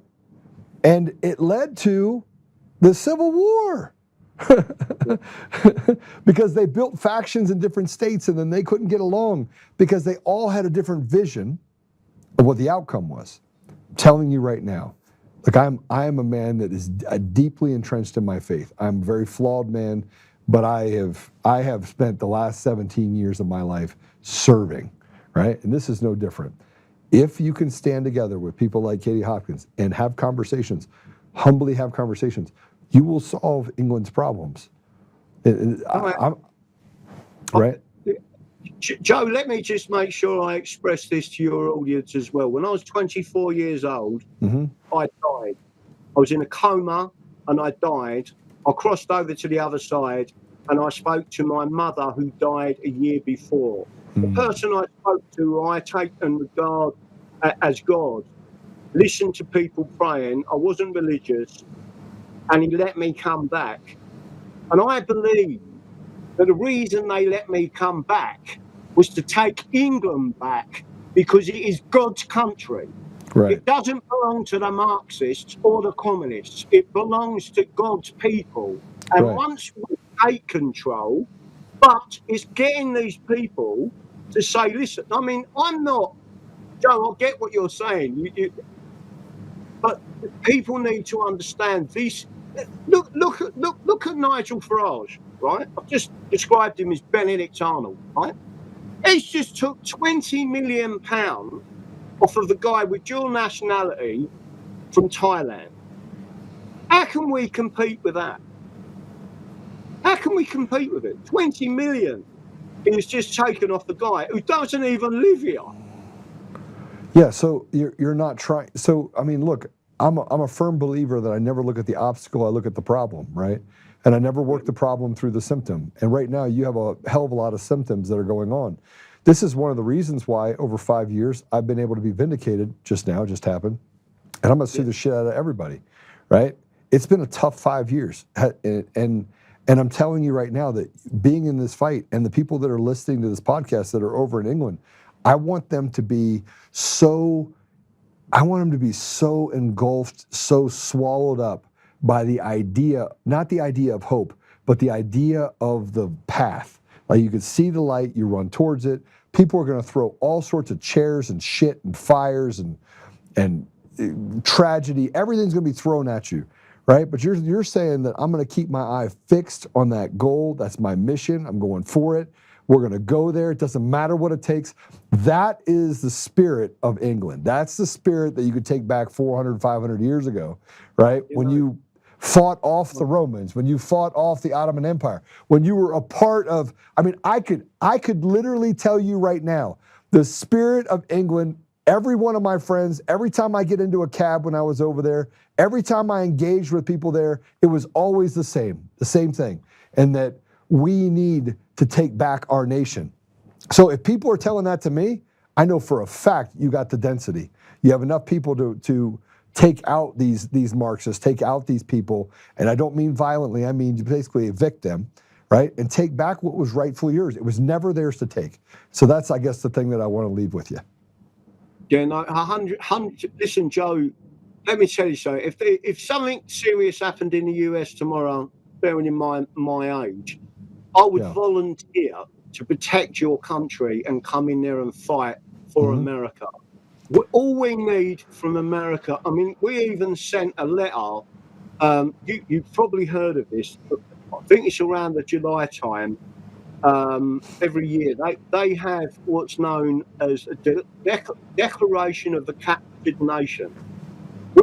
We sent our paperwork to America and said, England is a captured nation. We need help, right? And that's what I'm saying. Your administration now, hopefully, will start looking at England and understand that we are the beating heart of America. But they're attacking us because they want to destroy America. Yeah, so I agree with everything that you're saying. So I want to read some of the comments of the people that are in the comments. Some are from different places. The English were never asked for multiculturalism, which means somebody stole your nation from you. They stole your sovereignty. No taxation without representation. English, indigenous, not represented, but pay the most taxes. I agree with that in a socialist environment. Graham is too hot for Hopkins. There's a little bit of humor over there from Noble Stone. Let me see here, get some more comments here. Hopkins is a Tommy Robinson, who is a friend of Israel. Okay, so I'm going to talk about that in a minute. I just want to give it to you. Farage is a scumbag. I think we've got that one down. Changed my picture. Tel Aviv Steve. I don't know what you're referring to, but I think it's funny. Nigella Farage. The English are rising. Tracy said the English are rising. Yes, a light is needed for sure. I think that you're headed towards a light. And then Cockney Girl says the path to avoiding the acts of union and reclaim our sovereignty, which I think. And then Tracy says the line is awakening. And Trump says no one talks about England anymore. It's very true. Q Garden says that. And Change My Picture said the Constitution is the solution. Jingle Blue says we are at war. And Tracy just said, or Merlin said, where we go one, we go all. I think that's the spirit of it, right? Is that we have to embrace that. I agree entirely. And again, we are building this movement. There's one MP who's leaning towards us, which is Rupert Lowe, but he still regards himself as British. The problem with these people that have been indoctrinated by universities, and some of them have blatantly say to you, we haven't got a constitution, and I'll just laugh. I'll show them the constitution in writing, and they still don't get it. It is hard work, but I do get what you're saying. All I can tell the American audience and the English audience watching this is I will never surrender. I will never, ever surrender my rights as an Englishman or my country as an Englishman. I may have moved out of London through necessity, but I will carry on the fight where we are. And where I am is in Devon, the most important county because of the Glorious Revolution, which is where our Bill of Rights came from. Yeah, I'm really curious to see how this kind of ends up, and I'd love to stay connected with you, just to see how I can help. And you come to the United States often or no? Whenever I can. I went to the event at Texas in Texas, and then where was that fault where the FBI killed all them people? There was a big event, and they shot that big group of people and bombed it. Oh, I know where you were. You were at oh my gosh, Ruby Ridge. Yeah. Yeah. It was close to there, but it was a massive event. It was a big conference. There was about 2,000. It's what's her name? There's a couple that does houses down there too. It's the Tale of Two Halves. It's a city that's deeply divided. Man, it'll come to me. Someone will say something about it. The Gaines, right? Chip Gaines, the home remodeling. Somebody give me the answer. Waco. Yeah, you were in Waco. You were in Waco, Texas. Waco, Texas. That's exactly where it was. Yeah. All right. Who got that first? Archer's not got it first. Thank you. Thanks for saving me. Georgia. I've been out of Washington, a few places. With some really great stuff I did out there. And again, I worked for an American company without a degree as an engineer. I was interviewed on a four panel by a group of people, and they was asking me questions. They made me sweat for about 4 hours. And when they took me on, and that company was called Level 3 Communications in Denver, Colorado, and they built a global network with $14 billion in 18 months. That's what you can do when you put your mind and you get the right people Yes. behind the company. Yeah. Absolutely. Absolutely. Well, listen. How can people follow you now? I just followed you on X, and I followed English you on X, and then the full English show. So what we're trying to do now is promote and push our channel on Rumble. We're also on YouTube, but they'll take me down again. Okay, so here's what I want you to do. I'm going to tell you what to do. Number one, and I'll tell everyone on here, you need to do this. You need to make sure that you're on Apple Podcasts, Google Podcasts, Spotify, Pandora, iHeartRadio, TuneIn, more. Make sure you're doing that, right? Yeah, make sure you're on that. Matter of fact, we'll help you. Damon will reach out to you. Damon, make sure you get in touch with him. Put him on pill.net. Get him a channel set up there. Get him on all the disparate environments, and then make sure he has the ability to go there, right? Got it, Damon? Okay, Damon's going to reach out to you and get you on all the disparate channels that are basically the underground channels here, and you'll get tens of thousands of more views per episode that you do on those environments as well. And people, they just share it everywhere. It's like a big thing. Yeah. Okay, so where else can some people I'm sorry I interrupt you. Where else can they follow you currently? On Rumble. On Rumble, the Full English Show, it's called. And again, I'm live every night at 3 p.m. Eastern time for the American audience, which is 8 p.m. UK time. All right. Well, I'll be watching you. And just so you know... Tommy Robinson. I'm sorry? You was going to ask me a question about Tommy Robinson. He's an interesting character. Yeah, no, somebody said that in the comments. Something about Tommy Robinson. Okay. Yeah, and they said that you don't have to, that he would love to get back to you, but you're too busy giving time to England and everyone else. He deserves a trip to the States again soon. So, and I said, maybe I'll just come to England.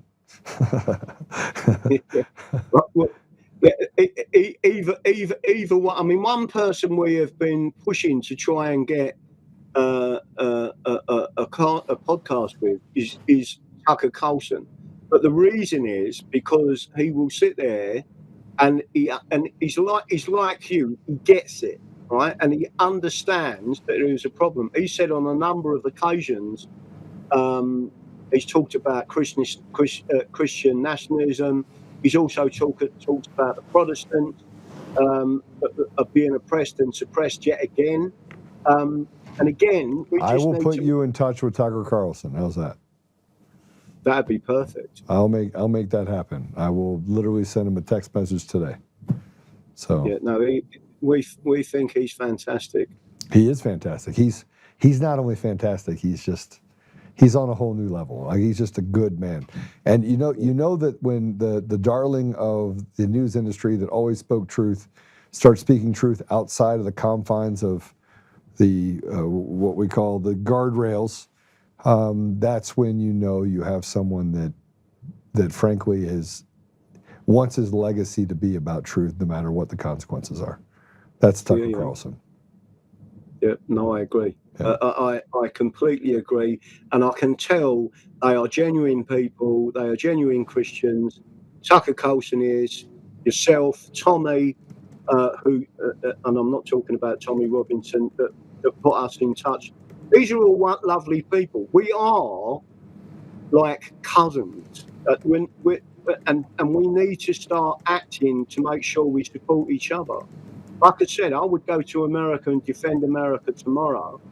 I don't want American boots on the ground because I don't want any American lives lost to the British. You've already been through that once. But all I want is the administration to say, I'll tell you what, give them their guns back, or we put a 200% tariff on the British, and we will solve our own problem.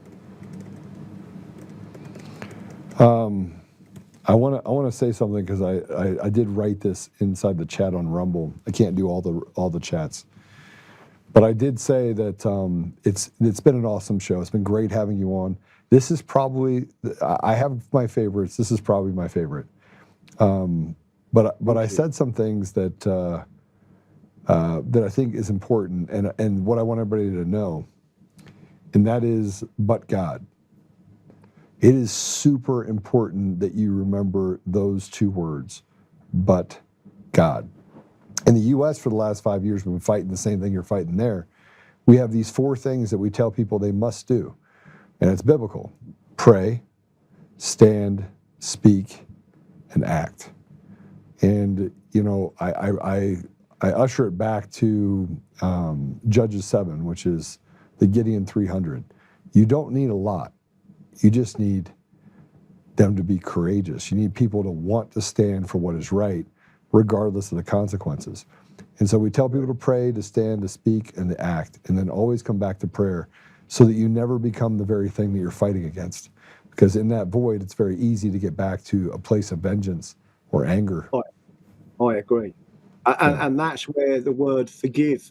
But forgive does not mean no retribution or no accountability. It means once that accountability has taken place, whatever the result of that accountability, you accept it, you forgive, and you move on. Yeah, absolutely. Graham, thanks for showing up. Thanks for being here. God bless you, and I look forward to having you on again. God bless you. Thank you, and it will be a pleasure to be back on. Thank you. Take care. You know, this has probably been my favorite show. I say that, and I'm thinking about all the other shows that I had, and it gave me an opportunity. I keep telling people I'm a walking encyclopedia of worthless information. And a couple of days ago, I was talking about silver markets and everything else because I read about that. But understanding the history of England has always been kind of a soft spot, because I think history is always written by the victors, and we never really get to hear from those people that really lived that life, right? So it was a completely amazing show. It was a blessing to have all of you on. Normally I'd go into a bunch of other things, and I think I have some stuff that I really should cover, but I want to. We have something that I need to address. I had friends that are in from Australia, and they're a friend of a friend. And we were at the hockey game last night where the Red Wings beat the Avalanche. I was pretty upset about that.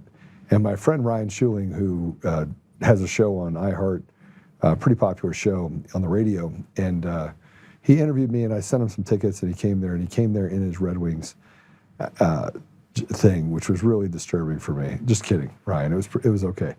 Although, if you would have lost, it would have been nice to see you walk out in the walk of shame. But I talked to them about what's happening in Australia, and it's the same story. Now, most people most people don't have the history that I have. In other words, you haven't been to 65 nations. I've been to 65. You haven't been down to the South American countries and been able to sit with leaders, kings, presidents, prime ministers, and people that are leaders in their own right, in their own country, in their own sovereign environment. And I've had that ability. I've had the things that I've been able to do.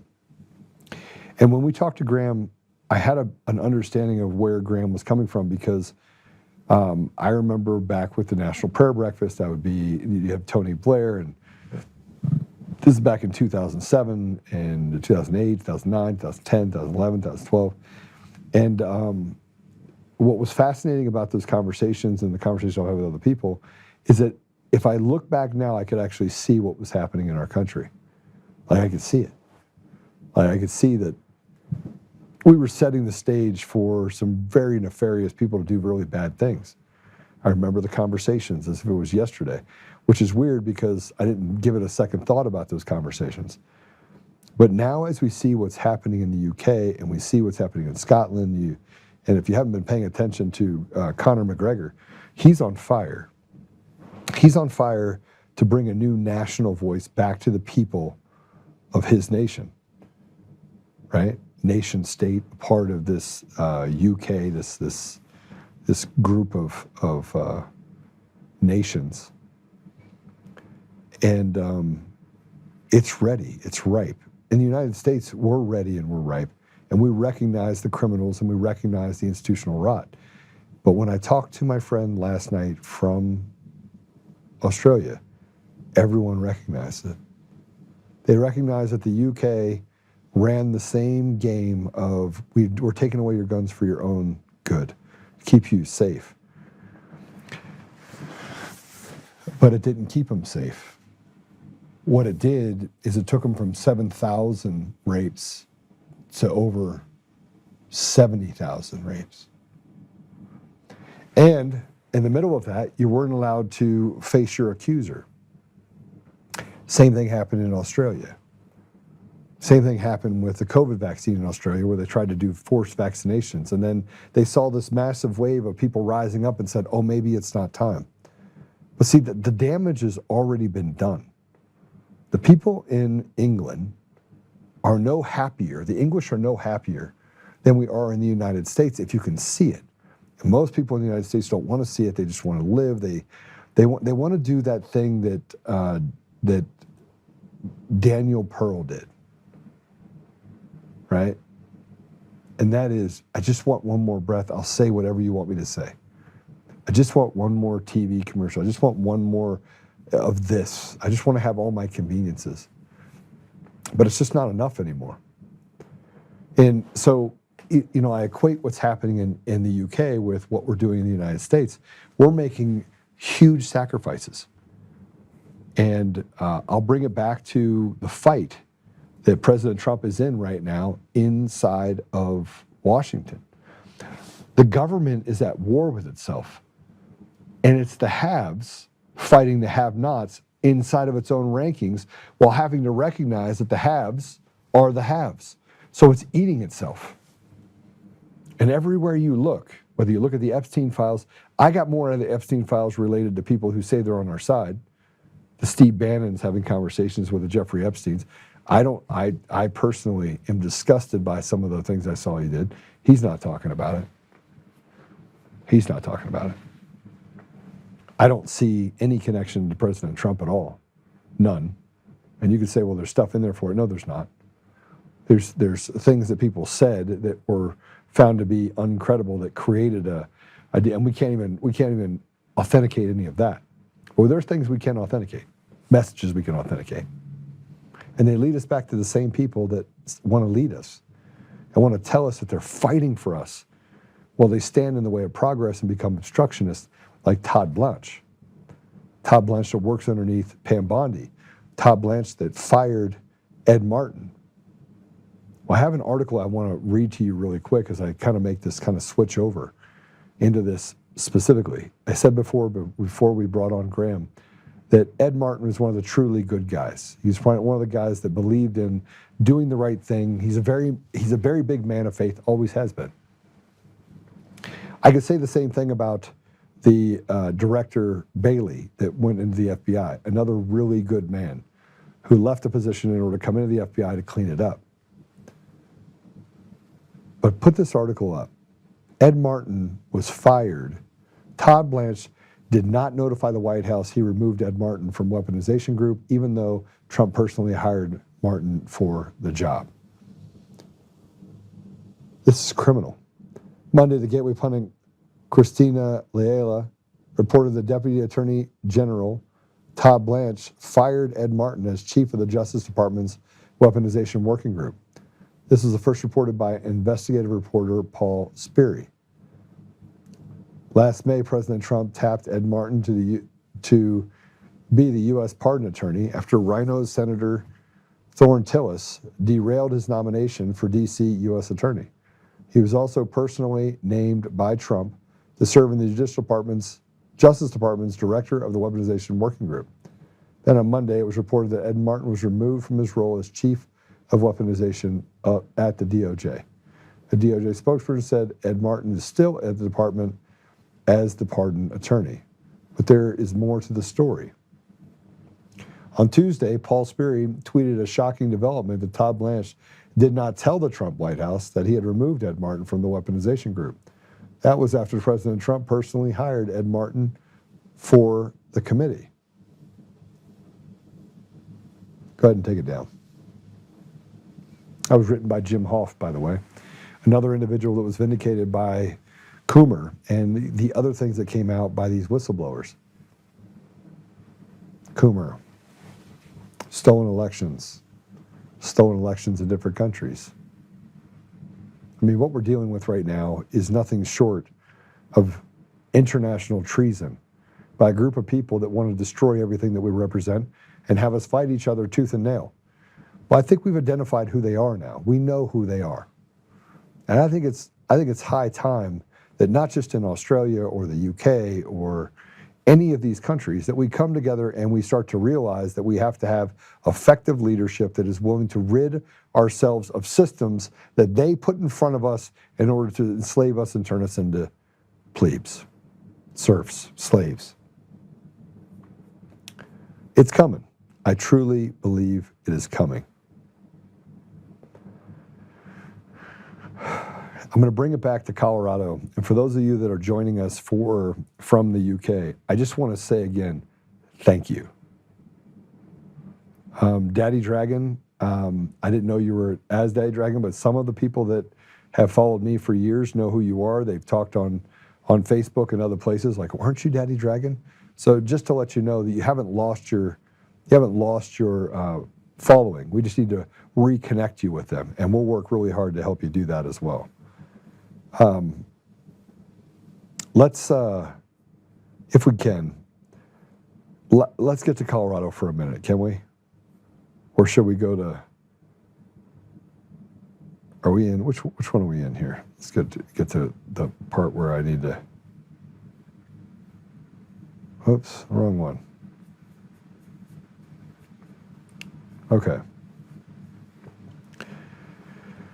So last night, you've heard me talk about Tina Peters quite a bit, and we have some real problems here in Colorado. And part of it you just heard about. You heard about it, the same thing happening in England, and the fact that we've lost our sovereignty as a populace, as a group, as a community, able to basically, we're running away from things. A vast majority of our parents are running away from schools, and I'm not talking about universities, they're running away from elementary schools. So deathly afraid of the grooming, indoctrination, the sexualization of their children, that they're just opting out. Nearly 20% of parents don't want to put their kids into public schools. Again, we're running away from the problem rather than running towards it and saying, you will not do that. Free and fair elections, school indoctrination, corrupt local media, corrupt judges, fighting against releasing offenders back onto the street. Second Amendment rights, keeping boys out of girls' locker rooms. Red flag laws that they want to just create more and more punitiveness on our communities. Republicans, Democrats, Independents, all in the same boat. And you're seeing them fight and say, look, that doesn't represent us. We're not Democrats. We're not those Democrats.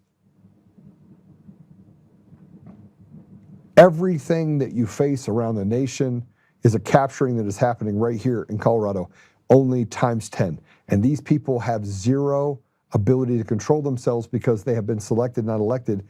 They are demons that are trying to take everything fundamental from us in Colorado. So let's start with this guy, Kyle Clark, soon to be sued by me. I might even actually take his name. I might make that a thing. Okay, I might let you off for a little bit, but you have to change your name. So to Dickie McSwirly. I don't know, I came up with that name, but Dickie McSwirly sounds really good for Kyle Clark. He was on last night talking about President Trump and Tina. Let's take a listen. President Trump today directly linked his retaliation against Colorado to his political ally Tina Peters being in prison here for leading a breach of election system security. And Trump's latest comments about her case call into question whether the president even knows what Peters did to land her in prison and unleash his retribution on Colorado. She was in charge of a voting area, and she saw boxes of votes come in. So she went over to check it, and they put her in jail for voter manipulation, and she's still in jail. And they better let her out fast. And they're suffering a big price, Colorado. They have this woman in jail who's 71 years old, and probably has cancer. She's sick. And they put her in because she challenged somebody that was dumping ballots into a box, okay? And they didn't put them in jail. What President Trump said there is almost entirely, like word for word, false. Have no idea where he is getting this story about Tina Peters challenging someone dumping ballots into a box. We have covered Peters for 5 years and have never heard anyone claim that. What Peters did is well established. Even her own legal team admits it. They just say that it was justified. Peters snuck a hacker around security protocols using another person's ID so that hacker could make a copy of election systems. She's not in jail for voter manipulation like President Trump said, whatever that means. She's in jail on 4 felonies and 3 misdemeanors for her role in that election systems breach, which did not impact any actual votes. Trump also claims that Peters probably has cancer. She had cancer years ago. Recently, she had a cough, which her lawyer says has improved. All of this to say, it is not clear if President Trump knows what Tina Peters did to land in prison, leading to his campaign of retaliation against Colorado, where he's withheld disaster funding, tried to freeze federal spending here, vetoed a clean drinking water project, relocated a military command, and is closing a major science lab.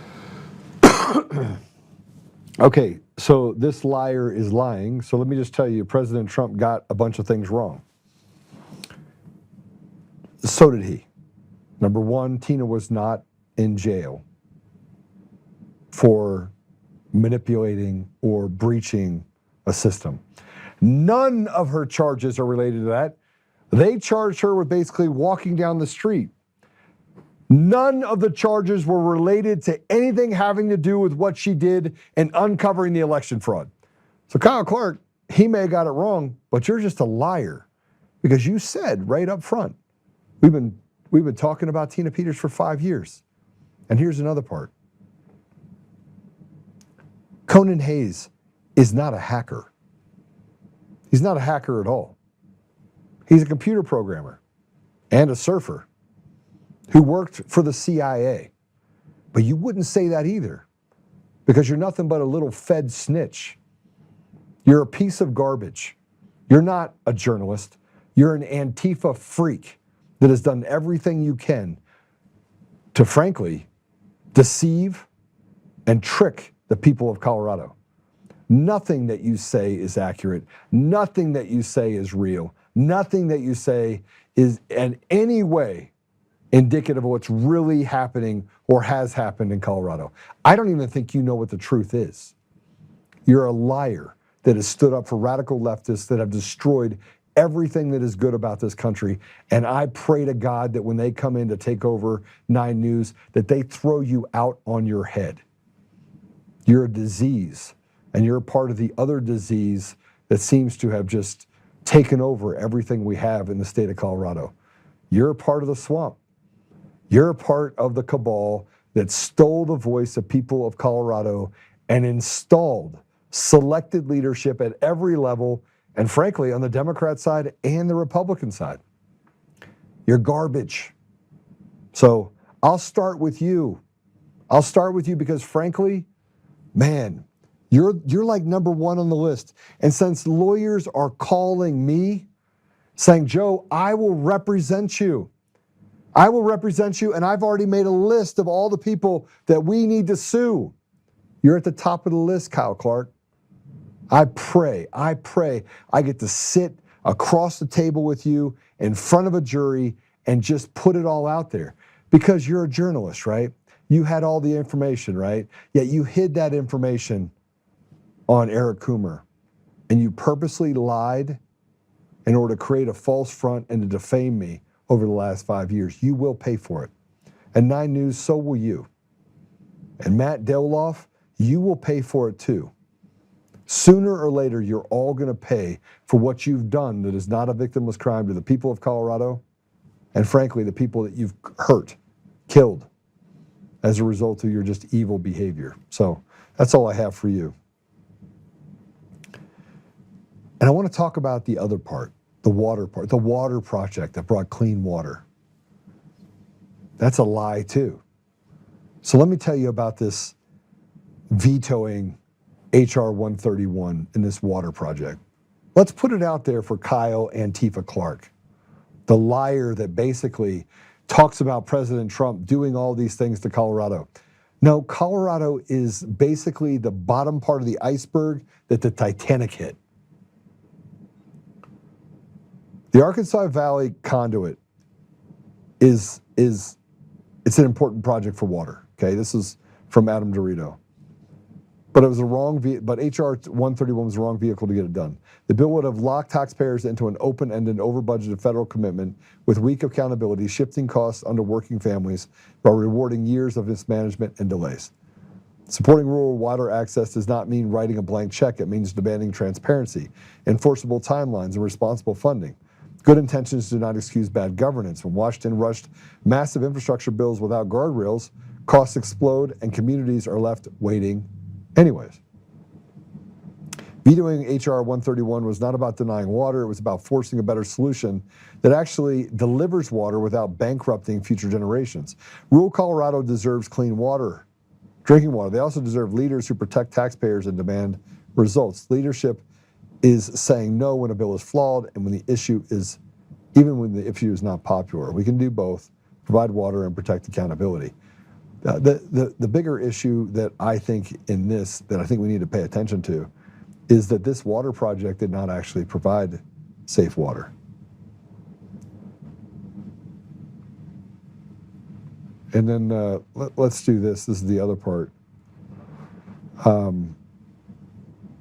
You know, I'm not going to talk about that bill. Yeah. I don't even know if I want to piss everybody off in the state of Colorado. Maybe, yeah, I will. So the Adams County GOP put up something that talks about the radical anti-gun agenda that they have, that nobody talked about, right? It wasn't even on the agenda. In a move that feels more like targeted harassment campaign than a safety initiative, Democrats has pushed Senate Bill 26004 through its first committee. The extreme expansion of the red flag laws provide once again that if you own a gun in Colorado, the radical majority wants you to feel like a criminal in your own community. By weaponizing institutional petitioners, they are turning schools and hospitals into state-sanctioned informants, essentially telling gun owners they're seeking a checkup or an education comes with the risk of losing their constitutional rights. Again, running people away from education, running people away from Colorado. The irony is staggering. While we're told police shouldn't enforce immigration laws because it might make people afraid to seek help, yet Democrats are doing exactly the opposite to Colorado citizens. The bill creates a massive chilling effect on mental health. If gun owners know that behavioral health co-responders or the hospital administrator can file a petition behind their back, they will simply stop seeking care. Instead of helping people, this bill drives them into the shadows, making everyone less safe just to score political points against the Second Amendment. It makes people a slave.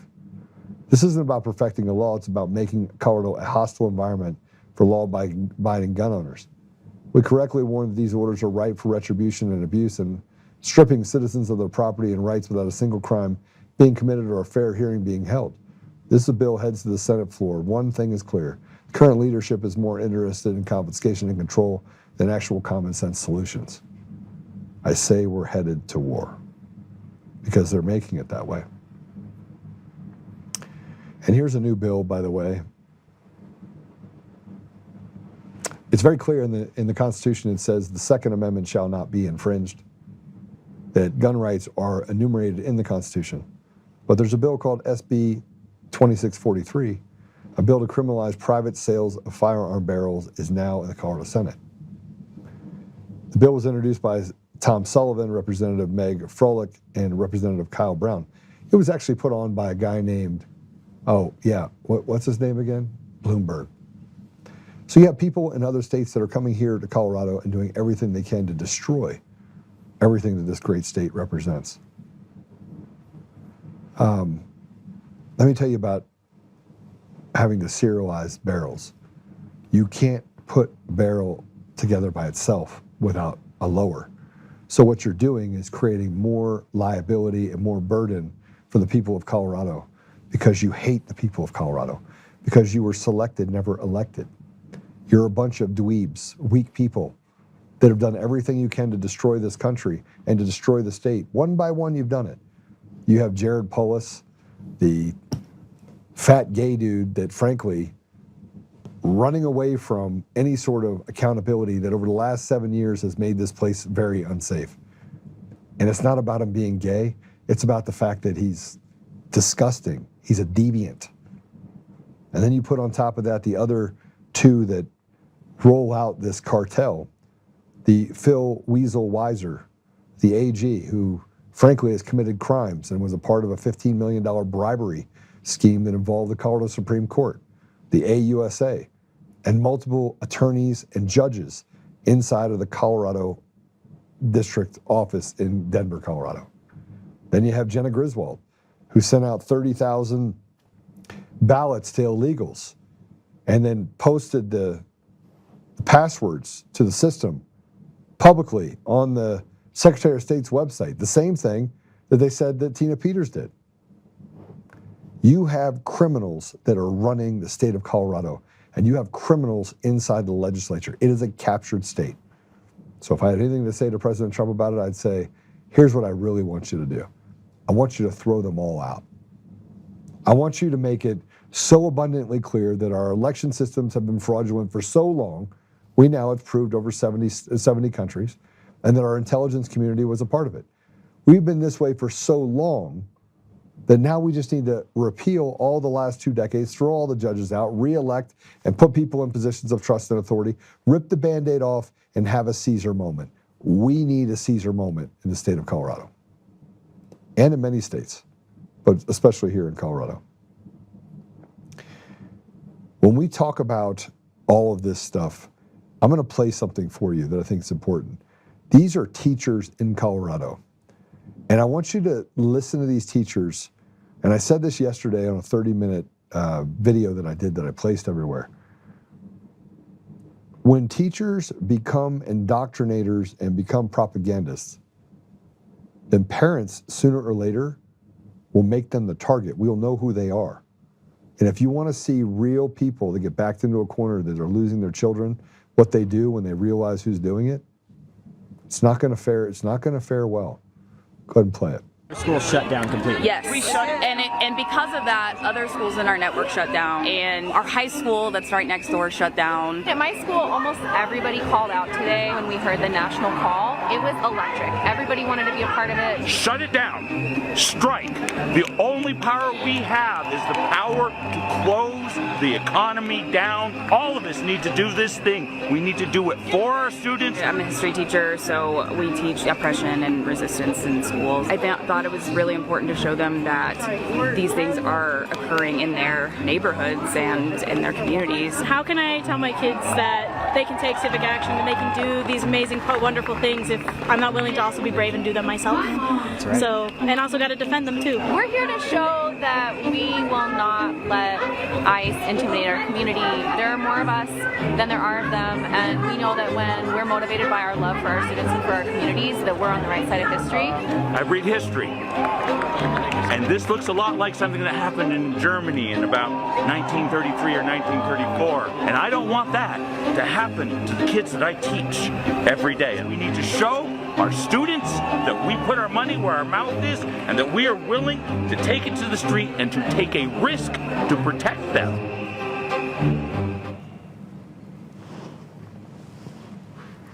When the devil tells you who he is, believe him. These are teachers that said that they have to show them that they're willing to take it to the street and take a risk to protect them. Let me just tell you what the irony is of those statements. ICE wants to arrest criminal, illegal aliens in the state of Colorado and Michigan, California, every state. These are people that have committed crimes, some of them against students, just like the students that they have rallied on the street. Kids are impressionable. So you put radical ideologues on the street. You have them teach, as she said, teach them about social justice and how to fight. Notice that they don't talk anything about the most fundamental things that a student needs in order to be successful in life. How about math, science, civics, the Constitution? I had a conversation with a couple students a couple days ago, and I said, what's the 14th Amendment? And they're like, we don't know. I said, what's the 4th Amendment? They're like, yeah, I don't know. I said, what's the First Amendment? And they said, freedom of speech. I said, what else? They didn't know. They were 16, 16, and 18 years old. There's 3 of them. So you had an 18-year-old and 2 16-year-olds that grew up in suburbia that did really well. I mean, they were in a red part of the state. But here's the problem. Nothing's red anymore. See, through the Department of Education, they have had radicals slowly boil the school system and create mechanisms, density, by student unions, teachers unions, by all of these different mechanisms that they have in order to put messages in front of our children that are near the edges of not just ridiculous, but evil. It's not about truth. It's about what they can do to destroy everything that is good about our nation. And you could see that the teachers all did it with a smile. That's what we face. That's what we face. So when you have to ask yourself why we're in the position we're in, it's not hard to see. Yesterday, I also talked about a guy on the streets.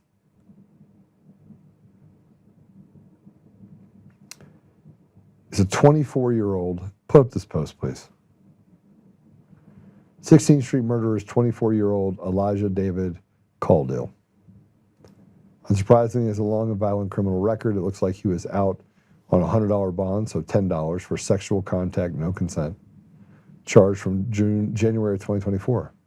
Saturday and Sunday, Elijah killed 2 innocent bystanders and stabbed 2 more.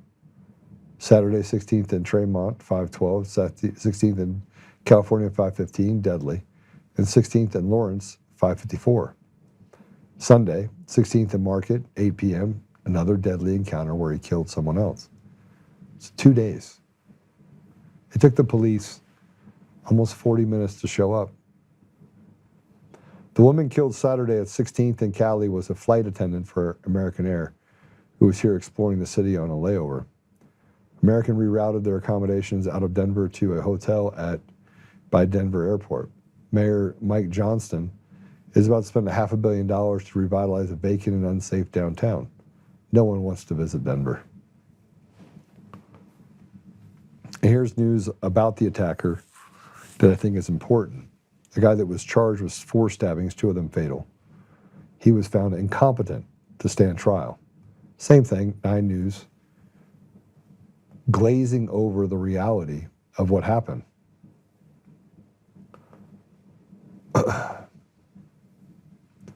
The man accused of stabbing people to death goes through the same thing of who he is.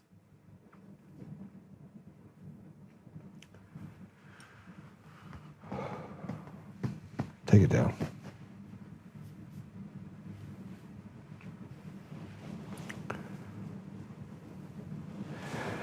I'm going to show you something else really quick. This is, I think, probably the most disturbing because this comes from the Aurora Police Department. One of the reasons why I'm running for governor is because I want a zero tolerance on criminals. I want a pathway for criminals to be rehabilitated, but we don't have a system that does that either. We have a system that treats people like animals and does it for profit. Let me read this one to you and tell me what you think. 2 investigations by our Internet Crimes Against Children unit led us to the arrest of 2 Aurora men with more than 17,000 images and videos of children's sexual abuse material. Let that sink in. 17,000 images and videos, every image, every video, a real child being abused. Both cases began with cyber tips from the National Center for Missing and Exploited Children flagging online accounts sharing or possessing child sexual abuse material. From there, ICAC got to work. Detectives traced the online activity and found the homes of the two suspects. Search warrants were obtained and served at those homes. Multiple electronic devices were found and seized. That's when the thousands of images and videos were recovered. The suspects are 53-year-old Orlando Archuleta, 5 felony counts of sexual exploitation of a child, more than 15,000 images recovered from the seized devices. 37-year-old Demeshov Yusupov, 7 felony counts of sexual exploitation of a child, 69 images or more, and more than 2,600 videos recovered. Get ready for this. You ready? Despite the severity of these crimes and volume of evidence, both suspects are currently free on a $10,000 bond. The investigations are detailed, time-consuming, and emotionally demanding. They rely on specialized training and close coordination with local, state, and federal partners. Our ICAC detectives will continue to work every day to identify offenders, hold them accountable, and fight for victims who deserve protection, dignity, and justice. The investigations are active and ongoing. Anyone with information are asked to contact Metro Crime Stoppers. And you got the 2 pictures.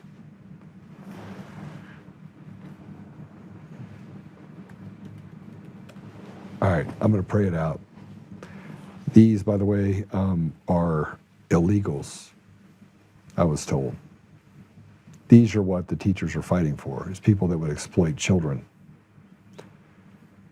You have people that would exploit children, and a governor that allows it to happen because he's a deviant, and you have an AG that wants to put people like Tina Peters in jail and built an entire elaborate scheme and conspired with others to put a 70-year-old Gold Star mom in prison for 9 years, and made sure that the tentacles of not just the Democrats and the Republicans, this uniparty, the haves, were able to destroy families, hurt people, allow people to get murdered on the streets, all because they want to let criminals come out and victimize people. And then they want to tell you that you should be afraid of ICE because they're going to clean up the streets and make your family safer.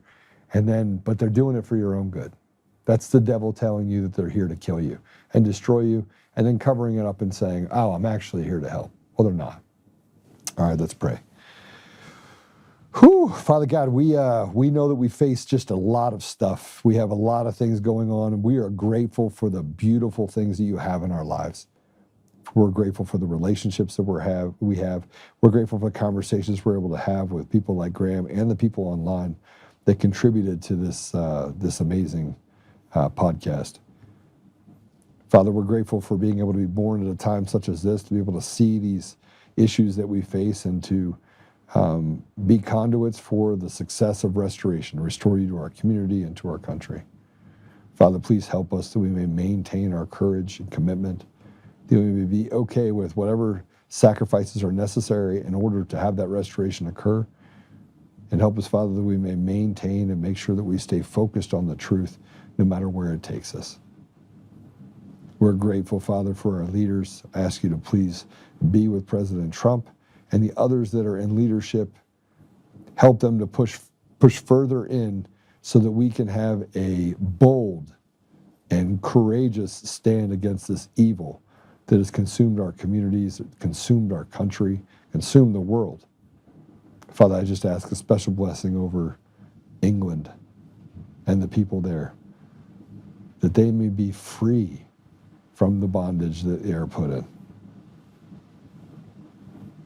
Father, I just ask you to give us the wisdom to be able to fight through this, and the tenacity to build whatever is needed to be built and whatever relationships need to be put together in order to give us an ability to see through all of this evil and get to a conclusion that eliminates that evil from our grip. Father, I ask these things humbly in Jesus' name. Amen. All right, I'll see you guys later. Have a great day. It's so nice to see you guys from England, from across the pond. You should have blocked your daughter's name off that X post. What? I didn't have anything on for my daughter. I don't know what you're talking about, Jeff. Send me a text. Anyway, God bless you all. It's good to see you. Susan, always good to see you. For those of you that are over there, you can follow me at Joe Oltmann, JoeOltmann, or follow Joe Untamed. That's the same one over there on X as well. I get a little spicy, so if you're wanting someone that's not going to be spicy, that's not me. I'm a fighter. I'm a warrior. Show up every day. I want to bring you truth, and frankly, I'm not going to sugarcoat it. So if you're looking for that, I can't help you. But if you're looking for truth, I'll give it to you. I'm also on Facebook if you want to go there. Again, same of the same. You can just find me over there. But I look forward to having that conversation again with Graham. In the meantime, be good, stand together, build a fraternity, and put on the full armor of God. God bless you.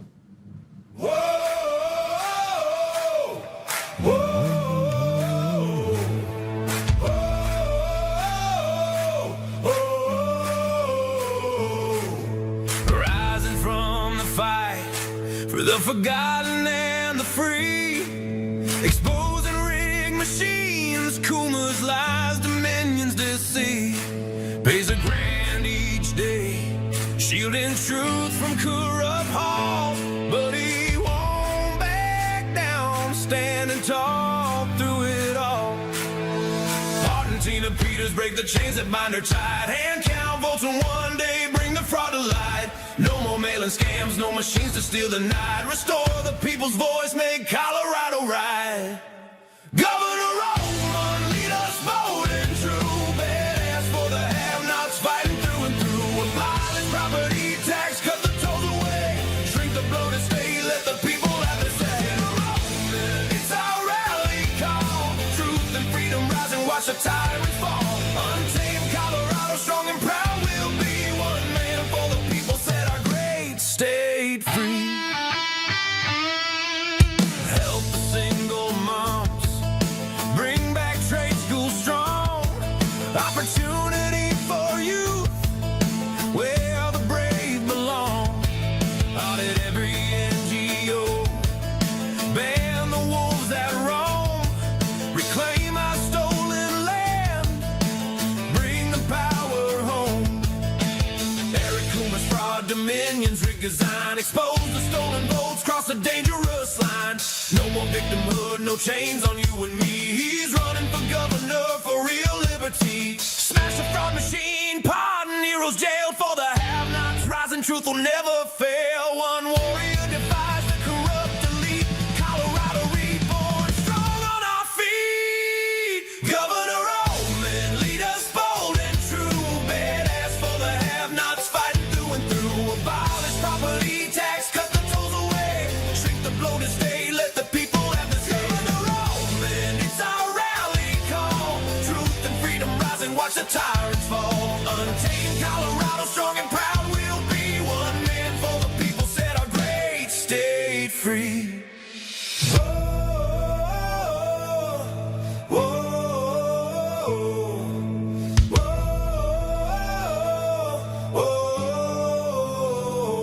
Governor Oltmann, lead us bold and true. Governor Oltmann, freedom forever, Colorado rise.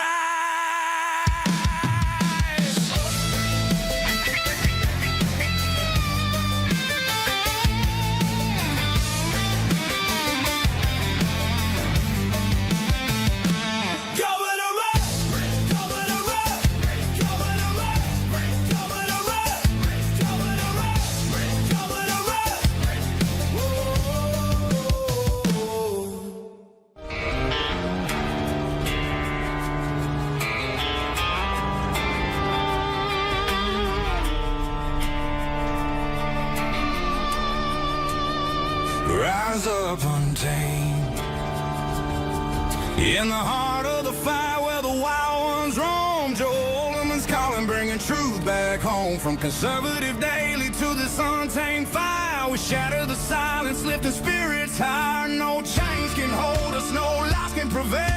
Authentic and fearless on this rugged trail.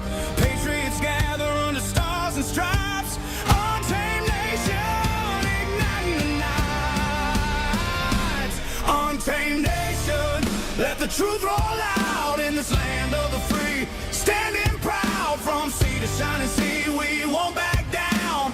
Catch the fire, wear the crown. Untamed nation, it's our battle song, motivating hearts where the brave belong. Yeah, untamed and wild, forever strong. Play it again all night long.